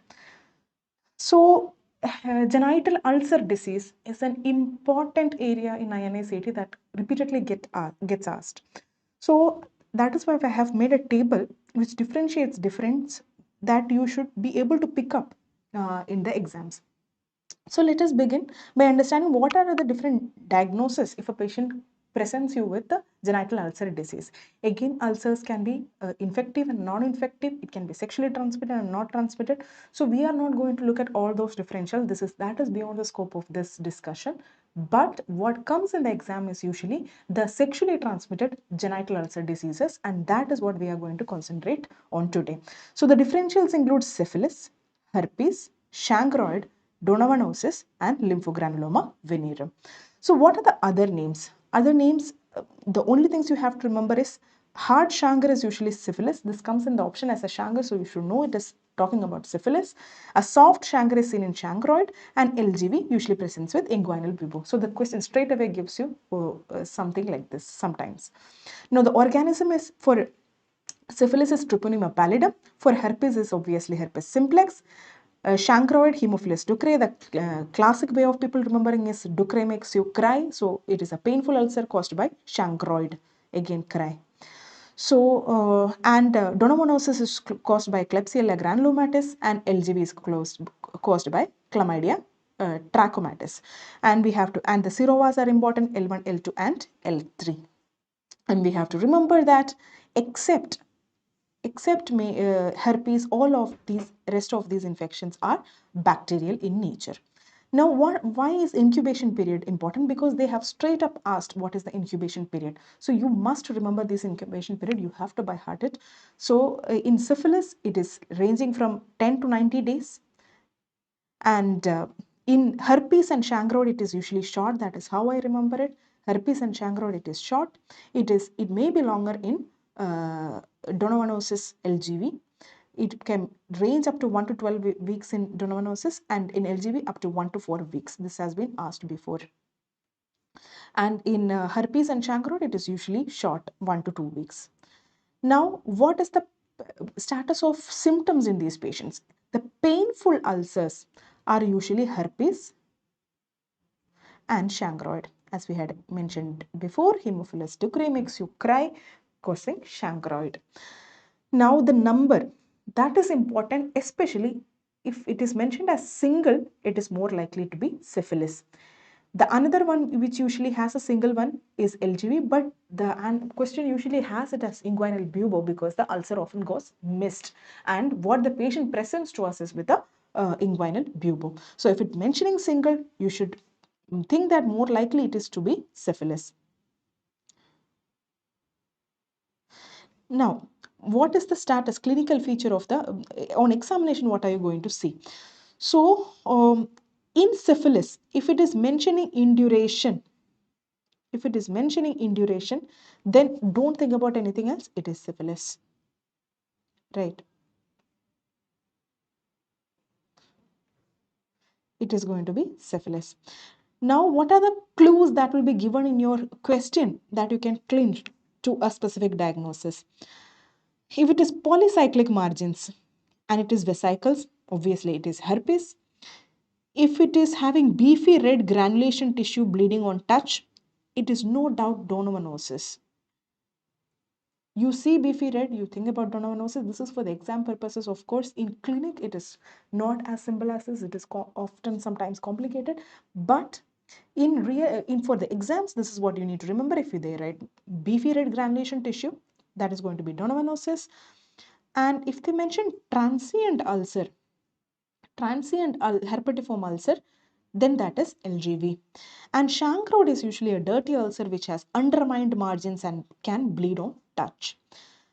And for syphilis, it is usually an indurated ulcer. It is usually single and it is usually clean. The exudate, whatever comes out, is clean exudate. It is homogeneous fluid, but it is highly infectious. Now coming to the lymph nodes, this is how I remember it. The first two ones are bilateral, that is syphilis and herpes. Again, this is not a strict rule. This is how more commonly it is presenting as. And the last, the chancroid and the LGV are unilateral. While donovanosis, we know, has no lymph nodes. It presents with pseudobubo. So that is what we have to remember. It is another clue. If there is mention of pseudobubo, it is going to be donovanosis. And how is the lymph nodes different in different type of genital ulcer diseases? In syphilis, it is just bilateral. There are terms that are used, shorty, rubbery, but let's just remember the most important things that you should remember. It is asymptomatic lymphadenopathy. In herpes, it is painful. In chancroid, it is painful and suppurative. So that is your catch point. It is suppurative also. Then when we come to LGV, it is painful, it is suppurative, but it is also multilocular. That is why it is giving the characteristic groove sign, separating two different group of lymph nodes by the inguinal ligament. Okay, now coming to the diagnosis, things that you should not forget. For syphilis, we obviously do dark ground microscopy. This is something we routinely do in our OPD setup, and the mainstay of diagnosis is obviously serology. For herpes, you do the Zank cell, you do the Zank smear and see the Zank cells, which are basically acantholytic cells with the MNGs. And for chancroid, do not forget this. You see school of fish or railroad or rail track appearance on gram stain. And for donovanosis, what we are going to see is a safety pin appearance inside mononuclear cells. These are intranuclear bacilli, which presents as safety pin appearance with their chromatin being pushed into both the peripheries. These are also known as Greenblatt and Punt cells. And for LGV, what the reliable diagnostics test is a nucleic acid amplification test. Now coming to the treatment, just in one word, for syphilis, you give penicillin. For herpes, you give acyclovir. For chancroid, you give azithromycin. For donovanosis, it is doxycycline. And for bubo, that is caused by LGV, also again it is doxycycline. And if there is an option doxycycline with aspiration of bubo, that would be the correct answer. That would be the correct answer. Now let us look at a simple way, most simple way of looking at these things. If the question mentions it is painful, then you have only two things in your mind. One is herpes and the another one is chancroid. Nothing else. That narrows it down to these two diagnoses. Then what are we looking at? Is it multiple or single or multiple? If it is single, most likely to be chancroid. If it is multiple, could be either. Now, if it says that it started as vesicles with polycyclic margins, it's the diagnosis of HSV.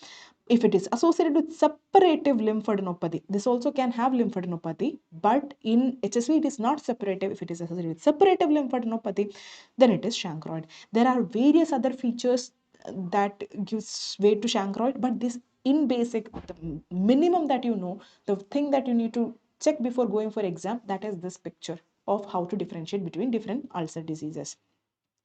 Now, if it is a painless ulcer, Now, if it is a painless ulcer, you have three things to think about. One is your donovanosis, then you have your syphilis, and then you have LGV. So, if it is a painless ulcer, then you look, what is the status of lymph nodes? What is the status of the lymph nodes? So, if the lymph nodes are normal, we had mentioned earlier also, it can present with pseudobubo, but in the question it will be clearly mentioned if it is pseudobubo. If it is not, if there are no lymph nodes are normal, and the other key points being beefy red granulation tissue, bleeds on touch, then it is donovanosis. If the lymph nodes are enlarged, the clue that is giving you is the transient painful ulcer, transient ulcer in LGV, and indurated ulcer in syphilis. Okay, so this gives you a basic idea about the genital ulcer disease. If you don't have time, the two pictures that you should be looking is how to the approach painful and painless genital ulcer sexually transmitted. That you must know so that you can come to a diagnosis. So let us look at these answers now. So gram stain and gram positive bacilli. So that is not helping us. Now we know that this is a herpetic infection. It is a herpetic infection, and gram stain has nothing to do with it because it is a viral disease. So Zhang smear and Zhang cells would help you in making a diagnosis. Again, it is not leprosy. It is not the HP bodies are again seen in LGV, and a biopsy would show it, but again it is not important for you. It is not the answer. Now coming to what are we going to see on doing a Zhang smear? So you do the scraping. So if it is an intact vesicle, you deroof it and take scraping from the base of the ulcer. You do put Gimsha stain over it for 20 minutes. Then what you are looking for is multinucleate giant cells and acantholytic or Zhang cells. Okay. Now coming to the next question. So there is a young man that presents with asymptomatic macules and moist gray perianal painless lesion with generalized lymphadenopathy and non-scarring alopecia. Treatment of choice in this condition is, so what is going to be the diagnosis? So there is a patient who presents with asymptomatic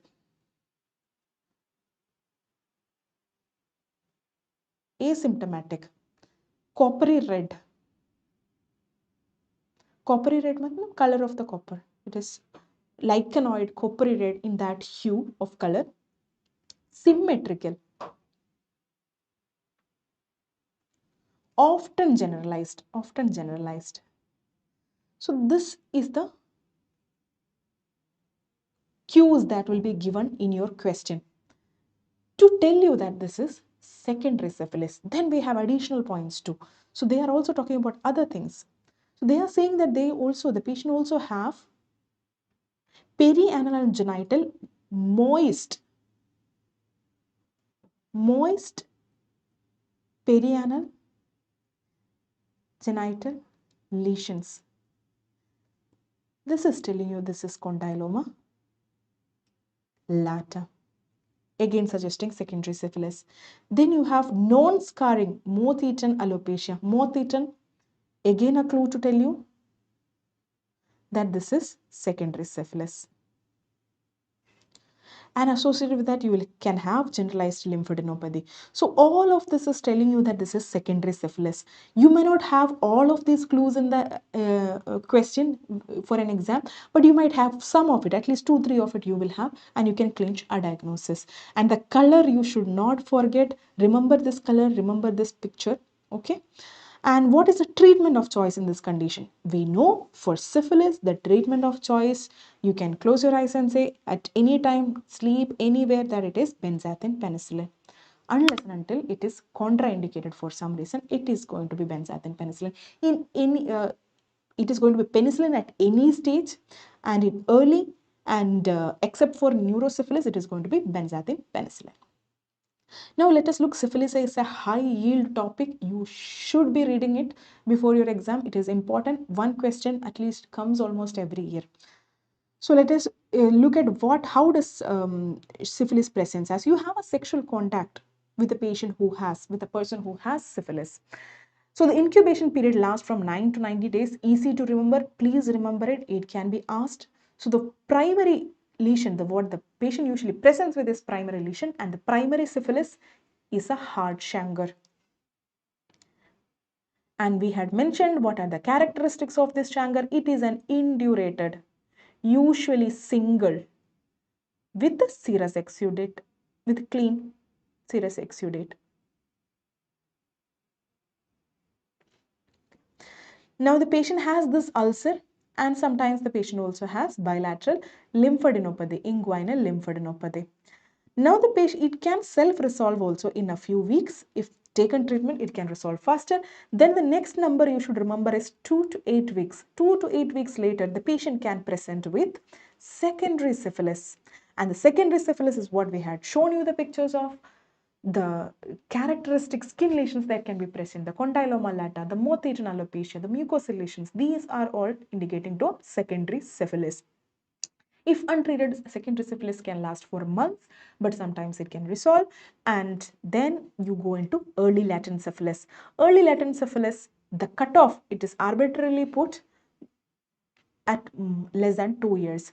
So why have I drawn a line here? Before this, the patient is believed to be infective. The patient is infective. So the treatment differs before this and the treatment differs after this. So the late latent syphilis is more than 2 years, and in latent syphilis, as you know, the patient remains asymptomatic, but serology is positive. And in another 2 to 20 years, the patient can present with tertiary syphilis, and that is only present in about 1/3 of the patients. Now you have to remember that this is usually non-infective. If you have sex with the patient who have tertiary syphilis, it is unlikely that you transmit the bacteria, but you need to remember that the treatment varies before this and after this for that same reason. Also, in the tertiary syphilis, the clinical symptoms are due to immunological reaction to the little bit of antigen that is left behind. And in the early syphilis, in the primary syphilis, it is due to the direct inoculation. The secondary syphilis is due to the hematogenous spread of the bacteria. So in tertiary syphilis, it is mainly due to immunological reaction to the antigens that are remaining in the body. Now, clinical symptoms I had mentioned before, this is put into a table. You can read this up and have a clear idea if the question is being asked which stage of syphilis that they are talking about. And why is that important? That is important because that will decide what treatment you are going to give to the patient. Now, diagnosis, direct demonstration, what we routinely do is a dark ground microscopy. Please do not forget it. Now, serology is the mainstay. Why is serology mainstay? Because syphilis is not easily cultivable in any laboratory medium.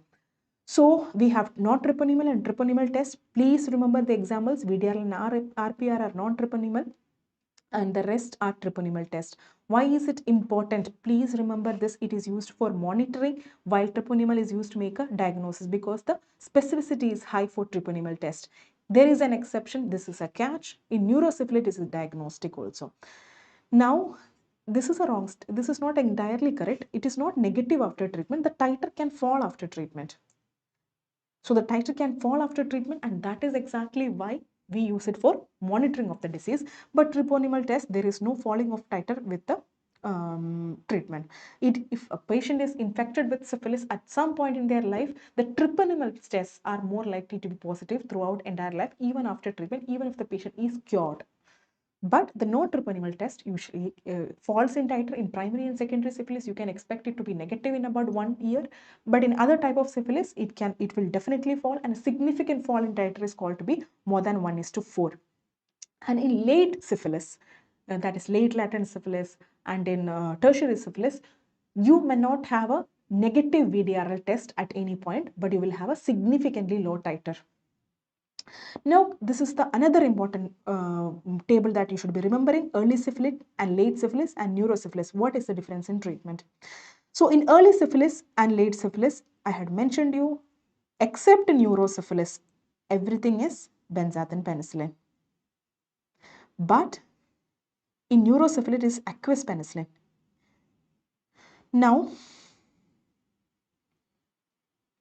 Now let us look at what constitutes early syphilis. Early syphilis, as we had mentioned before, is primary, secondary, and early latent. This is the stage where the patient is still infective. The patient can give the infection to another person. Now coming to late syphilis. What is late syphilis? Late latent syphilis and tertiary syphilis, except neurosyphilis, because we have a separate treatment for that. Now another question that might ask, has not been asked before, could be a potential question, is what is the treatment for latent syphilis of unknown duration? There is a patient who comes to you does not remember having any ulcer or where there is an atalia, does not remember having any secondary syphilis kind of clinical presentation. They just came you with serology showing that their VDRL is positive with TPHA, TPPA positive. So the patient is serologically positive but does not remember having any clinical features. That is a patient of syphilis with the latent syphilis with the unknown duration. In that patient also you are going to follow this regimen. So how is it different? In early syphilis, it is going to be a single dose, while in late syphilis and latent syphilis of unknown duration, it is going to be 3 doses 1 week apart. Now you need to also remember the doses. It is 2.4 million units and same as here, but with aqueous penicillin, it is 18 to 24 million units over 10 days.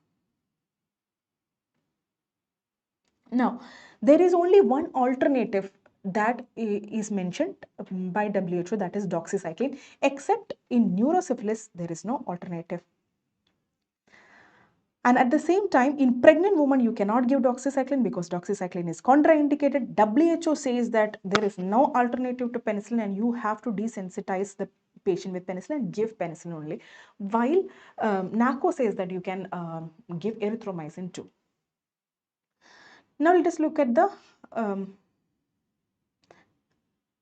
answer for this question. So it will be benzathine penicillin. To be exact, as it is in secondary syphilis, you will give 2.4 million international units as a single dose. And how will you follow up the patient? If it is an HIV negative patient, the treatment is same. The diagnosis, treatment, everything is same for HIV, but the follow-up is different, such that in non-HIV patients you will follow up at 6 months and 12 months, but in HIV patients you will follow up at 3 months, 6 months, 9 months and 12 months. How do you monitor? How do you follow up? By doing sequential VDRLs and not TPHAs, because VDRL will help you in monitoring and TPHA is used for diagnosis. Now coming to the 24th question. So which of the following are true about chancroid? We have discussed this earlier and it is going to be easy. Now, school of fish appearance, is it associated with chancroid? Yes, school of fish appearance is associated with chancroid. Bleeds on touch. Again, bleeds on touch, we had mentioned about chancroid before. Now, painful, yes, it is chancroid. Cry, Haemophilus 2 cry makes you cry. Groove sign, no, groove sign is characteristically associated with lymphogranuloma venereum. Okay, so the answer is obviously this, this and this. So 1, 2 and 3.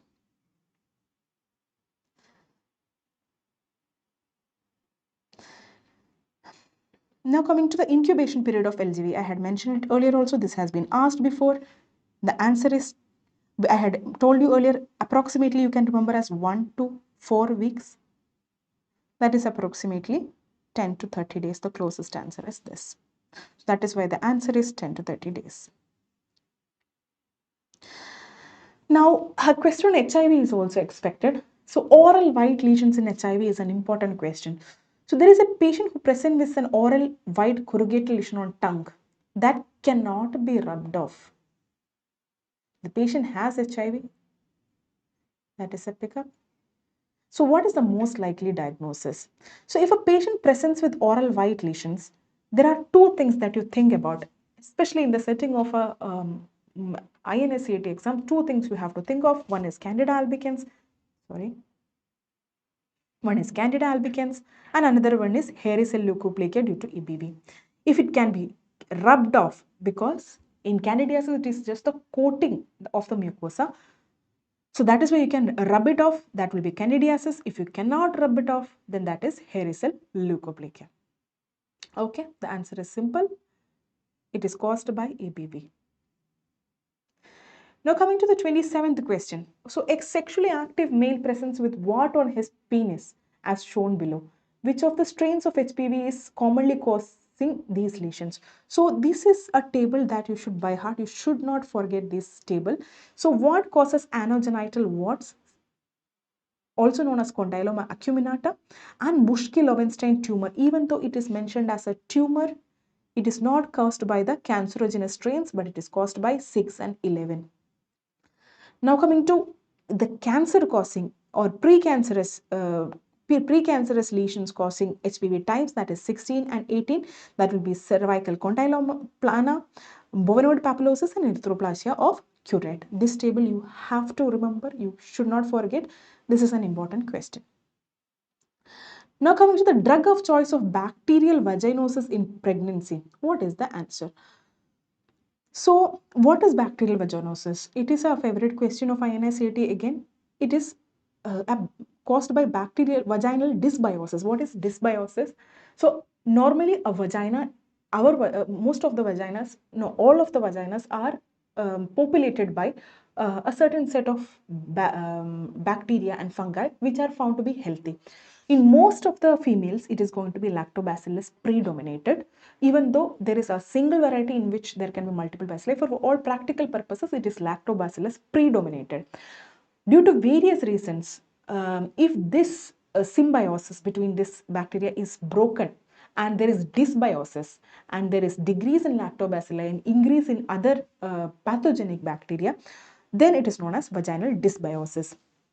And how does it clinically present as? The clue in your questions will be a foul smelling homogeneous discharge, and that is diagnosed by Amsel's criteria. You cannot forget this. It is a homogeneous grayish white discharge, vaginal pH more than 4.5, because the lactobacillus gives a acidic environment in the vagina. If that is why the pH will be usually low, because it is acidic. But if it is more than 4.5, that is, it becoming basic, that means the lactobacilli is less. Then the positive whiff test. In positive whiff test, what we usually do is, what we do in positive whiff test is that we put KOH over the discharge that is present, and it gives a fishy odor. Now then we have the clue cells on wet mount. Clue cells on wet mount. So these are the clue cells. You must remember this picture. It is a so here we can see epithelial cell that is being crowded by bacteria. So this is known as a clue cell. And what is the drug of choice? What is the treatment of bacterial vaginosis? For non-pregnant woman or pregnant woman, it is metronidazole. And that can be, it includes both oral and topical forms. And also in addition, you can also use topical clindamycin. These are all first line agents, and you should remember it. You have to remember that metronidazole is safe in pregnancy, can be given. Now coming to the 29th question. Match the following clinical condition with their respective medical kits. So this is the syndromic management of STDs, and I want all of you to take a print of this color-coded table and put it in your room. And remember, this is something that you cannot afford to forget, and because it is so easy and it can be asked in your exam also. So if the patient presents with urethral discharge,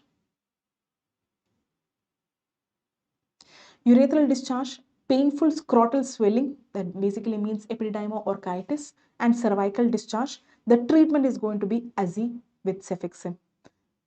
Dose is also important. You can remember it. It is not 400 anymore. CDC mentioned 800 milligram stat doses, and you have to treat all your partners.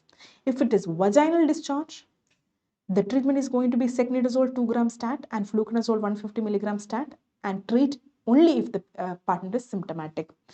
In genital ulcer, non-herpetic, and if they don't have any penicillin allergy, it is going to be benzathine penicillin along with AZI, and treat all partners for the last 3 months.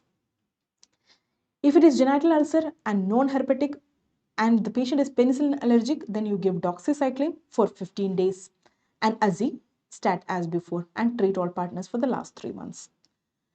And genital ulcer herpetic, you know, it is easy to differentiate based on the morphology. Polycyclic margins preceded by vesicles. You give acyclovir 400 milligram TDS for 7 days, and there is no requirement of partner treatment. For lower abdominal pain, which indicate that patient might have PID, you give cefixime symbol dose. Along with that, you give doxycycline with metronidazole for 14 days, and you treat all the male partners with kit 1. And for inguinal bubo, again you give azithromycin 1 gram along with that doxycycline for 21 days, and treat all partners for the last 3 weeks. So this table has to be remembered I know that there are organisms that you can remember in each of these tables. You can remember the symptoms, questions to be asked. That is all okay, but this is the basic minimum that you should know about in the syndromic management of sexually transmitted diseases. So lower abdominal pain, you know the kit is yellow. For urethral discharge, it is going to be gray. For non-herpetic genital ulcer, it is going to be white. And for vaginal discharge, it is going to be green. Please remember this. Do not forget this. Revise it before going to your exams. Now coming to question number 30. The given skin lesion is seen in which of the following disorder? So what we are seeing here is a plaque that is present over the neck. It has a velvety appearance. It is like velvet, that special kind of cloth. It has a velvety appearance. It is hyperpigmented. It is hyperpigmented, velvety, present over the flexure. A neck is a flexure, so it can be present over other flexures also, flexural. So which of the following disorder you can say this? So this is obviously acanthosis nigricans. I think most of you would know the diagnosis. The trick part here is, where do you see acanthosis nigricans? Traditionally, we are taught that it is seen in insulin resistance, right? Insulin resistance, the strongest association with diabetes mellitus and obesity. But these are the trick part. So the other disorders that are associated with acanthosis nigricans, it can be hormonal, as in PCOS. In the question is given hypothyroidism also. This also you can remember. Among drugs, remember nicotinic acid. Among malignant causes, you remember GI and lung cancer. And how do you differentiate a malignant acanthosis nigricans with the regular one? So if it is associated with a malignant disorder or internal malignancy, it is basically becoming a paraneoplastic disorder. So malignant acanthosis nigricans usually have extensive involvement of all the flexures. It is usually pruritic. Acanthosis nigricans, the other one, is usually asymptomatic. It becomes very pruritic, and it can involve mucosa also, especially the mucocutaneous junctions around lips, etc. That will give you a clue that this is a malignant version of acanthosis nigricans and will have a rapid onset and progression. So let us look at the answers. At this metabolic syndrome, this we know for sure. Yes. Thyroid disorders, yes. And also Addison's disease. We had mentioned it here. Even if you don't know that, you know that if two are there, it is going to be all of the above. This is the kind of trick that you have to use in exams, right? Now let us look at the 31st question. So there is a patient on anti-PD-1 immunotherapy nivolumab who comes with pruritic eczema urticarial rashes. Starting the question, you're going to be scared, what is anti-PD-1 immunotherapy? But kindly read on. So the histopathology reveals a subepidermal blister with DIF of the lesion showing linear C3 and IgG on basement membrane. What is the diagnosis? They have already given you the diagnosis.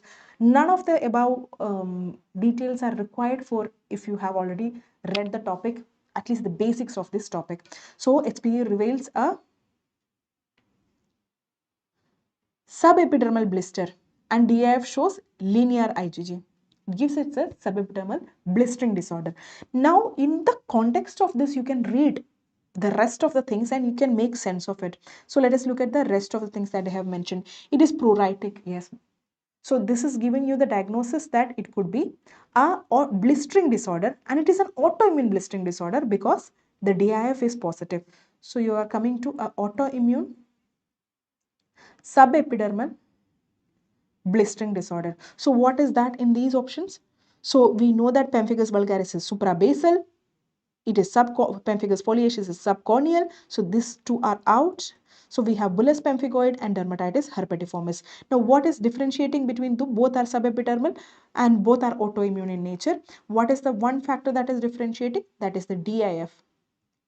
DIF in bullous pemphigoid will be linear, and in dermatitis herpetiformis it will be granular. Not only that, the linear will be IgG and dermatitis herpetiformis, it will be IgA. So they have mentioned IgG and linear, so it is going to be bullous pemphigoid.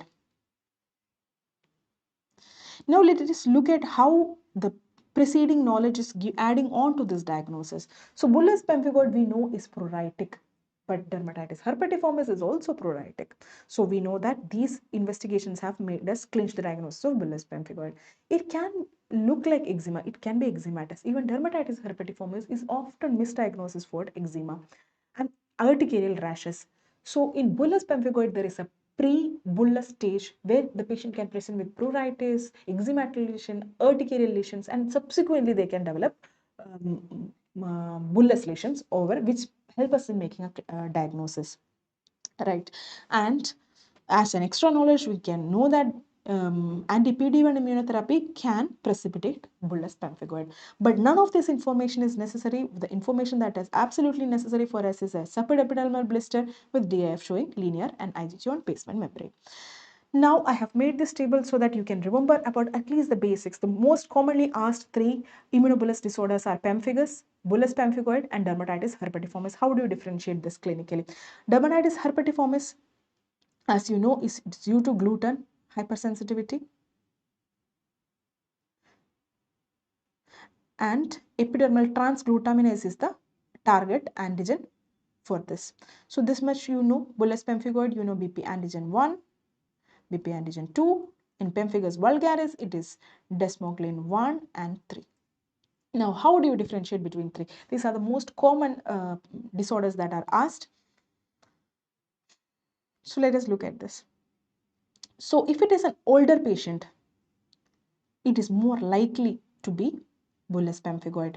Not mandatory, not that it does not mean that it can be pemphigus vulgaris. It just says that more likely to be bullous pemphigoid, because the person who is putting the MCQs is trying to help you make the diagnosis with minimal words. So if they mentioned older, it is more likely to be bullous pemphigoid. Now, pruritus, no pruritus in pemphigus vulgaris. If it is pruritic, both are possible. Both are possible. Now, urticarial figurate eczematous lesion. Eczematous lesion, yes, in both you can see it. Bulla is usually flaccid. So what are the key points that they usually say? It is the flaccid nature of the bulla in pemphigus group of disorders. They are easily ruptured, leaving behind erosions with a tendency to extend and no tendency to heal. No tendency to heal. These are classical terms that they give in your question for you to make a diagnosis of which autoimmune blistering disorders. In pemphigus vulgaris, it is going to be this, a flaccid bulla showing wrinkles on its surface, which is easily ruptured, leaving behind erosions that tend to extend without any natural tendency to heal. Now, other examples, other disorders, let us see. In bullous pemphigoid, it is going to be a tense bulla, and they are not easily ruptured, and they don't have a tendency to extend, and they have tendency to heal. And in dermatitis herpetiformis, bulla is not usually visible. What the patient presents to us is like very itchy, excoriated lesions, and if we are lucky, we'll be able to see small vesicles. So they present with itchy erythematous lesions that are grouped, especially over the extensor surface of the body. That is why the extensor surface, if it is mentioned extensors, you have a clue that it could be dermatitis herpetiformis. Now, oral mucosal lesions are more commonly seen in pemphigus vulgaris. In bullous pemphigoid, it is absolutely rare. Now, the split, we already know, it is subepidermal in dermatitis herpetiformis and bullous pemphigoid. And another thing that helps you clinch the diagnosis is if they mention it as eosinophil rich, then it is going to be bullous pemphigoid. But if they mention something like papillary tip neutrophilic abscess, microabscesses, then it's going to be dermatitis herpetiformis. Again, Nikolsky sign will be positive in pemphigus group of disorders. Acantholysis will be seen in pemphigus group of disorders, and row of tombstone characteristically seen in. So I remember it as a RAN. So RAN is positive in pemphigus. DIF, you have to remember these names. It is going to be IgG in both and IgA in dermatitis herpetiformis. And how does it look like? It is fishnet intraepidermal. Fishnet and intraepidermal.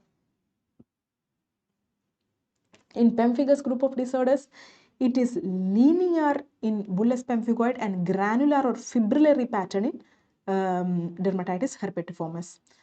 Autoantibodies we had mentioned, and among drugs you need to remember gliptins. So the history may tell you something like a diabetic patient who has been started on gliptins before and now presenting with bullous lesions. That tells you that they are talking about bullous pemphigoid.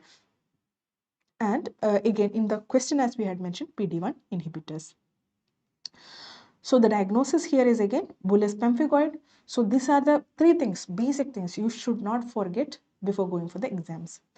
Now let us look at the 32nd question. So there are two statements that is given here. Histopathological examination of a patient with flaccid bulla and painful erosions showing suprabasal blister and inflammatory infiltrating blister cleft. These are all unwanted things for you. Whatever you want is already here. It is a flaccid bulla, it is leaving behind erosions, and it is suprabasal split. So this says you that it is pemphigus, and more likely pemphigus vulgaris. Now, what is the statement 2? The row of tombstone appearance is diagnostic of pemphigus vulgaris. Yes, we had mentioned it earlier. Row of tombstones is characteristically seen in pemphigus vulgaris. Now, the options are tricky. So the statement 1 is false and statement 2 is true. No, we know that both the statements are true. The statement 1 is true and statement 2 is true. So these both are not the options. So both the statements are true, but 2 is not the conclusion of 1. These are independent statements, right? Because what is a row of tombstone appearance due to? Because in pemphigus we know that these are two different keratinocytes. They are held together by desmosomes, right? This is in the spinous layer. This is the basal keratinocytes. Even the basal keratinocytes, among them are held together by desmosomes. But what is keeping the basal keratinocytes adhered to the basement membrane? These are hemidesmosomes. And in pemphigus, what are you losing? You are losing desmosomes, not hemidesmosomes. Right? So what happens? So you have keratinocytes that are attached to its basement membrane but are not attached to each other, and this gives you the characteristic row of tombstone appearance. Okay, and so none of the statements that has been mentioned in statement 1 is the reason for statement 2. Rather, these are all facts that are found in pemphigus vulgaris.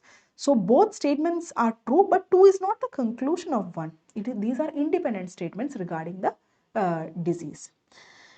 Now, I wanted to discuss these two tables that I have prepared so that you can have a quick glance at it and you can remember before exams. So clinically, what all are the things that you're looking at? In pemphigus vulgaris, I had mentioned you about it. I'm repeating this again because it is so important. It has been repeated so many times and it is something you can always score. So the characteristic description will be a flaccid blister that is ruptured off easily, leaving behind an erosion with a tendency to extend with no tendency to heal. And there will be significant mucosal involvement usually. That is pemphigus vulgaris. The picture is given here.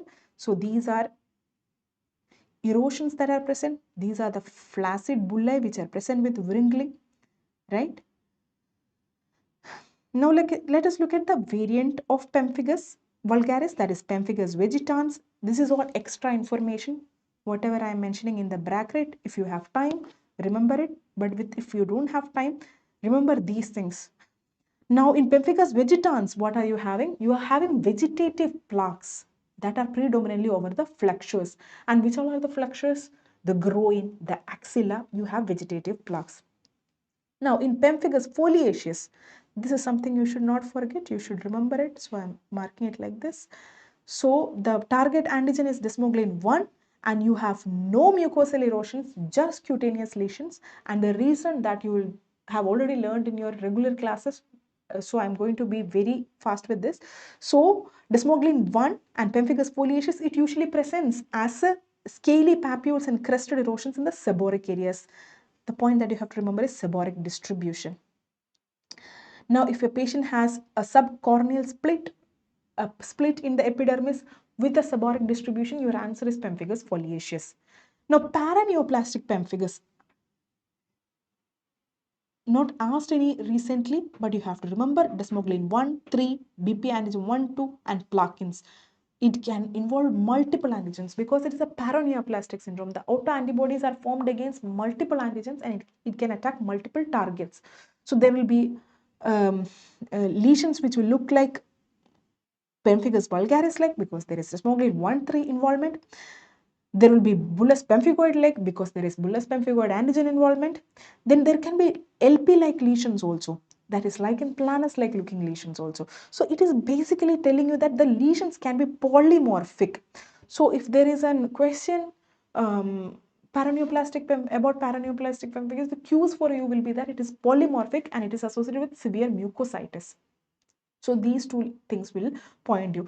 The presence of an internal malignancy may be occult. That is, the internal malignancy may not be obvious to us at the presentation when the patient comes with paraneoplastic pemphigus. May not be always the case in about 1/3 of the patients. Now coming to bullous pemphigoid, we had already mentioned tense bulla in the background of an urticarial plaque, which is very itchy. Right, in linear IgA disease, we had seen earlier, it is presenting with string of pearls appearance. This is also known as CBDC, chronic bullous disease of childhood. The antigen is LAD1. Now in dermatitis herpetiformis, we had discussed it in detail, so I'm not going to repeat again. Transglutaminase is the target antigen and grouped papules which are present, excoriated vesicles present in a extensive surface of the body. Now this is important because they have asked this as image questions. So in pemphigus vulgaris, so the important thing is that you be able to make a diagnosis. Usually it is mentioned in the question itself where the split is present and the image is just given. But even if it is not mentioned in the question, how will you be able to make this diagnosis? So let us look. So this is what is separating the epidermis from dermis. And over the epidermis, what are you seeing? You are seeing a single layer of cells, right? So these are the basal cells.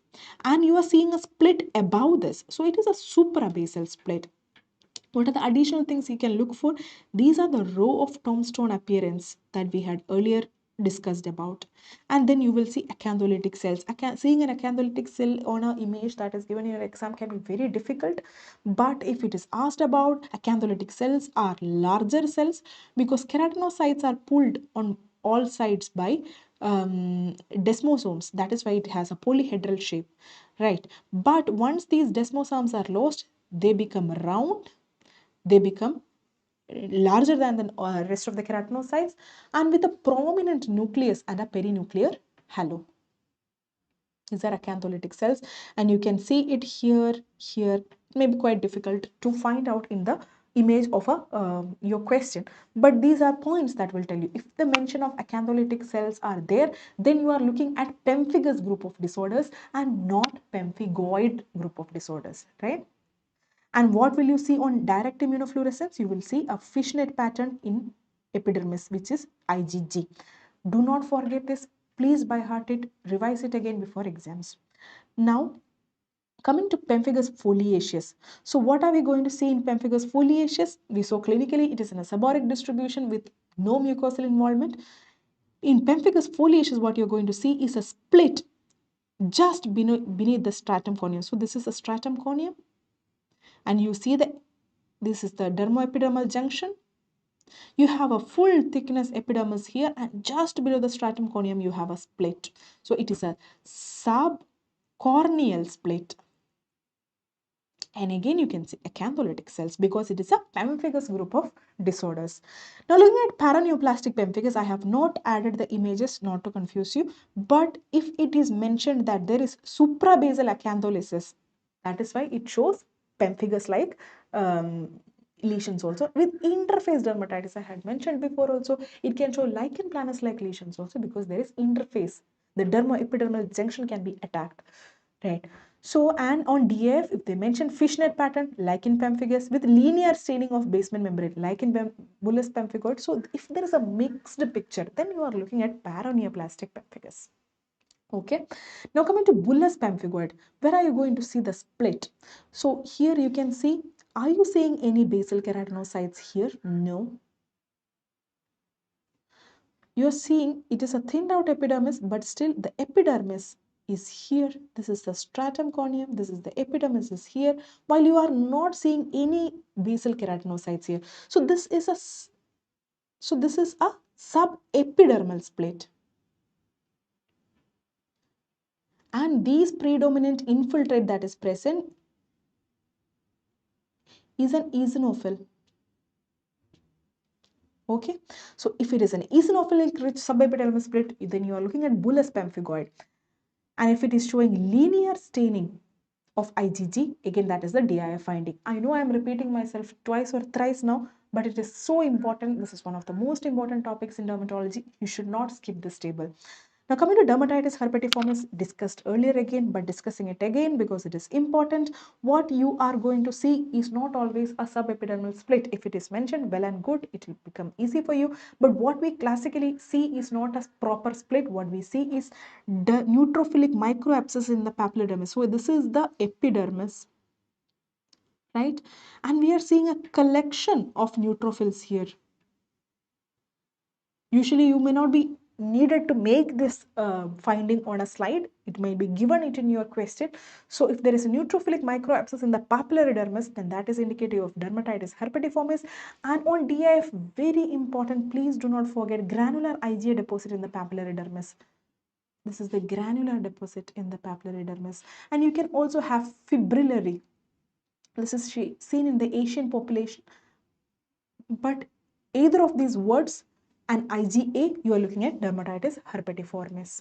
Okay, so this is the basic things that you should remember and before going for the exams. Now let us move on from autoimmune blistering disorders. Now we are looking at skin tags. So what are skin tags? So they are saying that it is associated with seborrheic keratosis, pedungulated, most common site in neck and axilla, and pre-malignant. And please read the question. They are asking what is not true. Not true. So what are skin tags? Skin tags, the another name is acrocodon. Why you should remember this? Because they are going to put weird names to make you confused, but this is a symbol. Skin tag is a benign. It is not a malignant condition, and hence this is the answer.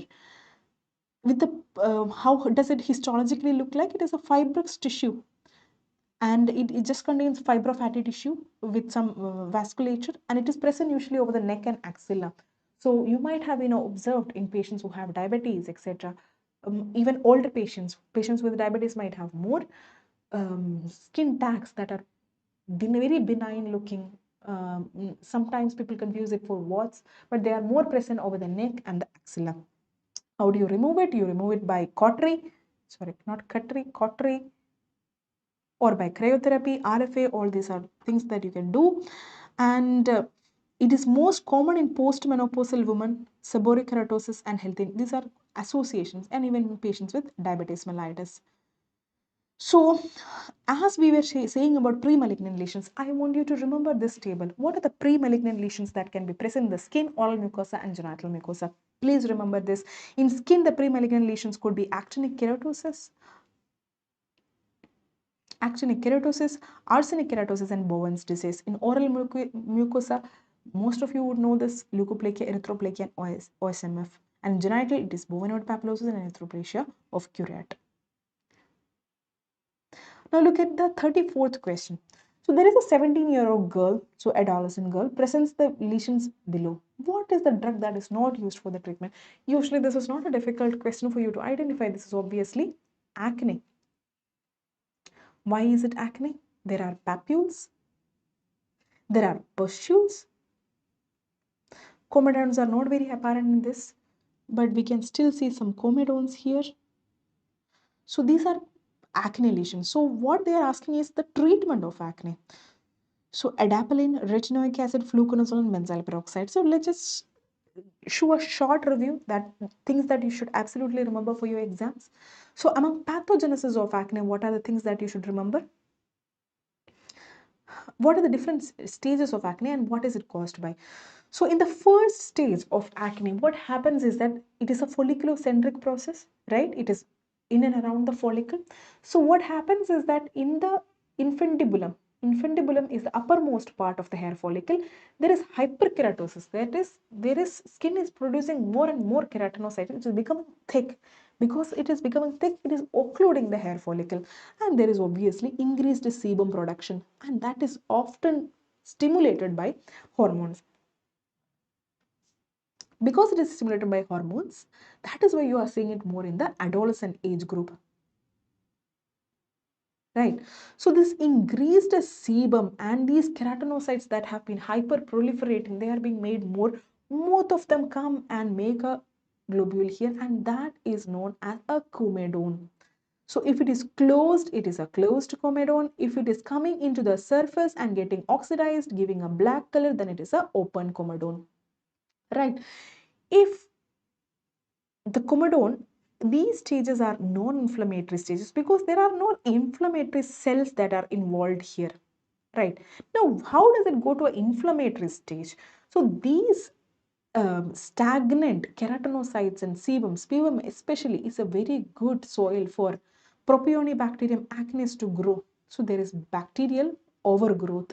So this bacterial overgrowth can invite what? Can invite inflammatory cells. These are the neutrophils. So the neutrophils are involved. And once this stage is approached, you have to remember that the sebaceous glands become regressing.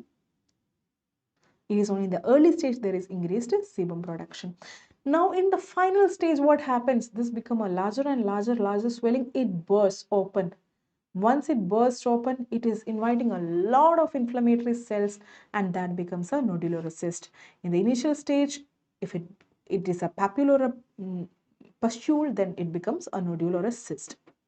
And this can lead to scarring because the dermis is also involved now. Now, as we had mentioned in the pathogenesis, the primary stage is comedonal, and comedones are a primary special primary lesion. Should not forget this. This is not inflammatory acne because there are no inflammatory cells that are involved here. Now coming to papulopustular and nodulocystic, we know this is inflammatory type of acne. Now what are the treatment? You can read in detail about the treatment, what is indicated in different stages, but the basics that you should know is that among topicals, what all can you use? You can use topical retinoids.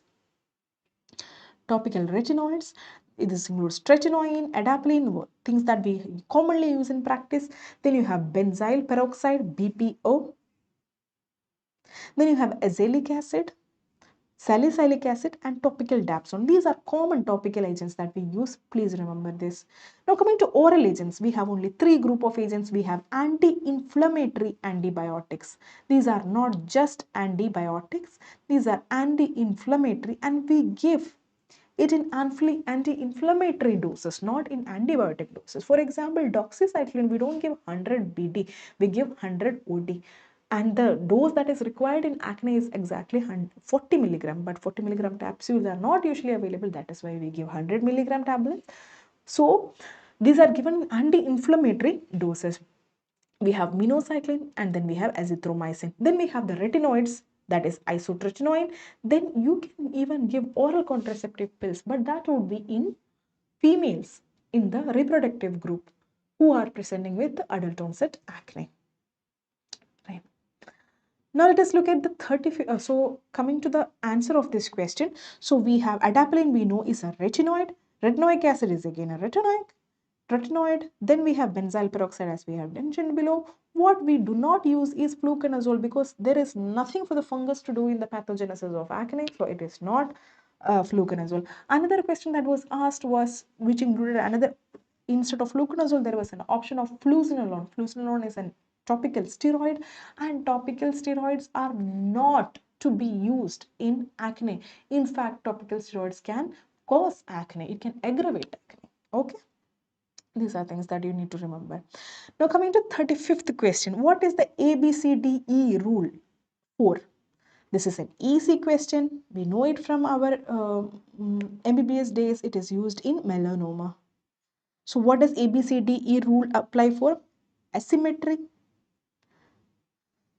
That is, you see the asymmetry in the lesion, then there is irregularity in border, there is color variation, there is diameter more than 6 millimeters, and evolution changes over the lesions over time in shape, color, texture, whatever means.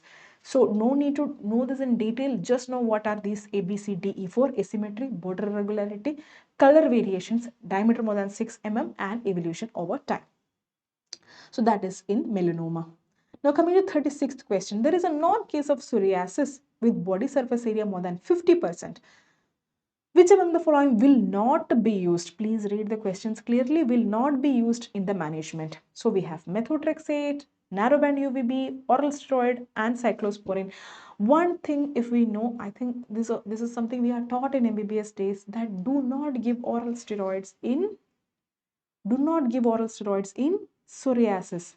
While topical steroids are used very commonly in the management of psoriasis, oral steroids are not used.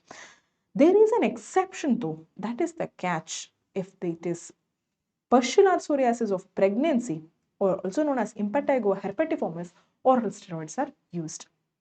Now, what has happened? So, what is the indication for using a systemic therapy in psoriasis? So, psoriasis patients have mild disease, moderate disease, severe disease. When do you start systemic agents? The rule of thumb, or something that we use very commonly, is rule of 10. That is BSA more than 10%, PASI score more than 10%, DLQI more than 10. It is important to realize that the dermatology life quality index, which assesses the what is the quality of life in the patient, if it is severely hampered, if it is over high impact areas like genitals, over the face, over the hand, or on these areas when the patient can have significant distress, so these would also qualify for systemic therapy. And PASI is obviously psoriasis area severity index. It measures the severity of psoriasis, and that score more than 10 is also an indication to start systemic therapy. And among systemic therapy, we have methotrexate, narrowband UVB, cyclosporine. These are the most commonly used agents. And now we also have biologics and small molecules. These also fall under the systemic therapy you can use. And also acitretin. It is a retinoid. Isotretinoin is not used in the management of psoriasis. The retinoid that we use in psoriasis is acitretin. Among biologics, I want you to remember TNF alpha inhibitors. And as an update, not asked before, could ask, potentially asked, interleukin 17 inhibitors and interleukin 23/12 inhibitors. An example that I would want you to remember is adalimumab, etanercept, infliximab. Among interleukin 17 inhibitors, I would want you to remember secukinumab. Interleukin 12/23, I would want you to remember ustekinumab. And among small molecules, I would want you to remember JAKis, Janus kinase inhibitors like tofacitinib. Okay. Now, another tricky way of asking this is BSA more than 50%. So clearly this patient warrants therapy, systemic therapy. But sometimes they can mention that there is a pregnant lady. So pregnancy. So in pregnancy, what all can we use? In pregnancy, obviously methotrexate is contraindicated, right? You can't use methotrexate. Narrowband UVB, yes, safe. So you can use narrowband UVB. Cyclosporine is relatively safe. It will, second line or third line, you can use cyclosporine too. And sometimes biologics also can be used, but at least let us remember these two things: narrowband UVB and cyclosporine, that can be used in pregnant female who is warranting systemic therapy, who has severe disease. You can use these two agents. Now coming to 37th question, we are looking at what is not a nevus of melanocyte. So we have Mongolian spot, nevus of E2, nevus of Ota, and Becker's nevus. Let us look different types of epidermal nevus. So this is a classification for epidermal nevus.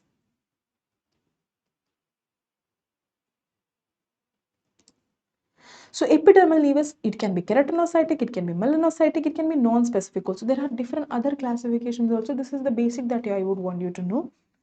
So among keratinocytic, you have verrucous epidermal nevus, also commonly known as VEN.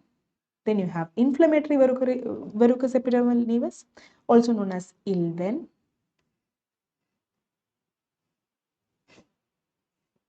ILVEN. Among melanocytic, please do remember these three examples: nevus of Ota, nevus of Ito, and Mongolian spot. And obviously, melanocytic nevus per se will come under this, but these are the questions that might be asked. Non-specific, by that I mean it is an epidermal nevus, but we are not able to say it is keratinocytic or melanocytic. That is Becker's nevus. Becker's nevus. Okay. Now let us look at a 38th question. So vitiligo is commonly associated with, basically they are asking you what is the association with the systemic diseases. What is vitiligo associated with? Vitiligo is, as we know, is an autoimmune disease. Who is being attacked here? The melanocytes are being attacked here. So it is an autoimmune disease. And as we know, autoimmune diseases have a tendency to be associated with other autoimmune diseases. So what are the other autoimmune diseases that you know? Could be autoimmune thyroid disease, pernicious anemia, present with B12 deficiency, type 1 diabetes mellitus, Addison's disease, lupus erythematosus, even rheumatoid arthritis. So the answer in this would be diabetes mellitus, that is type 1. Okay. Now, what is the most common disorder that psoriasis is associated with? This had been asked before. Psoriasis is associated with metabolic syndrome. And what are the parts of metabolic syndrome? This includes diabetes, hypertension, dyslipidemia, and obesity. Okay. Now let us look at the 39th question. There is a boy who had itchy excoriated papules on the forehead and exposed parts of the body. There is forehead involvement, exposed part of the body for 3 years. Right. So this is a child. This is a child who has a chronic process. The disease is more severe in rainy season and improved completely in winter. So there is seasonal variations.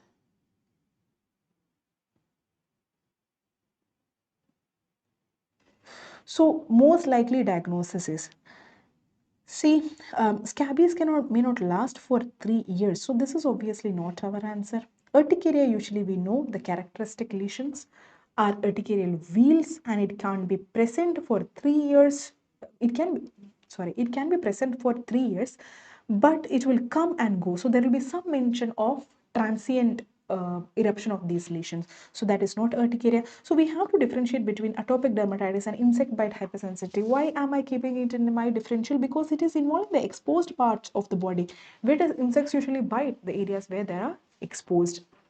Now, what is taking me away from insect bite hypersensitivity? That it is lasting for last 3 years. Possible, and so it is a chronic course. And also the one thing that is taking me away from that is that involvement of forehead also, even though it can be involvement, but it is commonly involving the exposed part of the upper limb, exposed part of the lower limb, and sometimes over the waist area, because the if the baby is wearing, the child is wearing a top and a pant, the top can be pulled up. Okay, now what is telling me that it is atopic dermatitis? Let us look at those factors. The chronicity and relapsing and remitting course, it comes and goes as mentioned in the history. And so what are the, but it does not mention, so the click here is that it does not mention the characteristic sites that are usually um, involved in the atopic dermatitis. So what are the characteristic distribution that is usually giving you indication that it is atopic dermatitis? The infantile variant will have face, neck and extensors. The adults will have flexures like antecubital and popliteal fossa. Now, in the question, you might have additional points that are telling you that this could be this. So one of them is lichenification, that is indicate chronicity, repeated rubbing causing increased skin markings, hyperpigmentation, thickness of the skin. Then ichthyosis vulgaris, Then also palmoplantar hyperlinearity and Denny Morgan flow. Why should you remember these things? Because it might be given 1 or 2 or 3 of these can be given in different permutations and combinations in your question, and that can indicate that it is atopic dermatitis. Another clues in history is the family and personal history of atopy or allergy. That includes asthma, rhinitis, and hay fever. And how do you make a diagnosis of atopic dermatitis? It is clinical, and you have criteria that includes modified Hanifen and Rajka and American Academy of Dermatology criteria. Okay. Now let us look at 40th question. We are almost in the last 1 or 2 questions. So what is a patch test? When is it read after? So we have different options, and let us see what a patch test is. We had mentioned it earlier in the second question also. So what is a patch test? Patch test measures the delayed type for hypersensitivity. So where all you can use this? You can give in allergic contact dermatitis and cutaneous adverse drug reactions also. So which are the common drug reactions you can check? FD, AGF, even in SGS10 you can do this test. So what are we doing in a patch test? So suspected antigens. So you will have a series of antigens that you suspect to cause this reaction, and they are in there the dilution. What are the concentration of these antigens are prefixed. If it is 30% parthenium, that is fixed that it is 30%, then that is applied over the back, and then it is occluded. How long is it occluded? Please remember there are two things that are different here. There is occlusion time and then there is a reading time. So the occlusion time is at 48 hours. Patient come, you call patient after 2 days, then you remove everything. So that is the occlusion time. And when is the reading taken? Reading is taken at 2 points. One is at 48 hours and then one is at 70 to 96 hours. And that would be our answer, 48 and 72 hours. Oh, sorry, 48 and 96 hours. The best answer among them would be 42, 48 and 96 hours. The best answer being that there can be some delayed, very delayed type 4 hypersensitivity reaction, so that we can also pick up that. And the second reading is also to confirm our finding at 48 hours and also to detect any delayed reactions. Now we also have a photo patch test. And where is a photo patch test used in? Photo patch test is used in photoallergic contact dermatitis. So dermatitis that is exacerbated by photo means light. Light can be solar light. So patient will have a photo distributed skin lesions. In that, what do? You have, this is the back of the patient that is divided into two parts. Then you have identical. If it is 1, 2, you put it 1, 2 here also. And after 48 hours, when the patient comes to us, you remove one part. While one part is closed, you remove the other part and you give UV light, irradiate it with UV light. So the rest is the same. You read it at 48 hours and 96 hours, but this is what the special thing that you're doing is at 48 hours, you're removing one side and you are irradiating it. Okay. Now, let us look at the 41st question. Which component of cement derm causes allergic contact dermatitis? Allergic contact dermatitis to cement is more commonly present in India rather than other part of the world. So what is the most important allergen in cement that is causing the allergic contact dermatitis? That will be chromium. To be exact, it is hexavalent chromium. And something that can be done to decrease the cement allergic dermatitis would be to add ferric oxide, not by us. Ferric oxide is not given to the patient. Rather, in the cement, if you add ferric oxide, the hexavalent chromium becomes trivalent chromium. So what happens? The hexavalent chromium is very permeable, water soluble and permeable. It can seep in through the skin, while the trivalent chromium cannot seep in through the skin. So it will cause decreased allergies in the patients who have it. So we are done with the most important INI-CET questions. And after a break, we will join back for the images that we can discuss. So we'll meet you after an hour. Okay.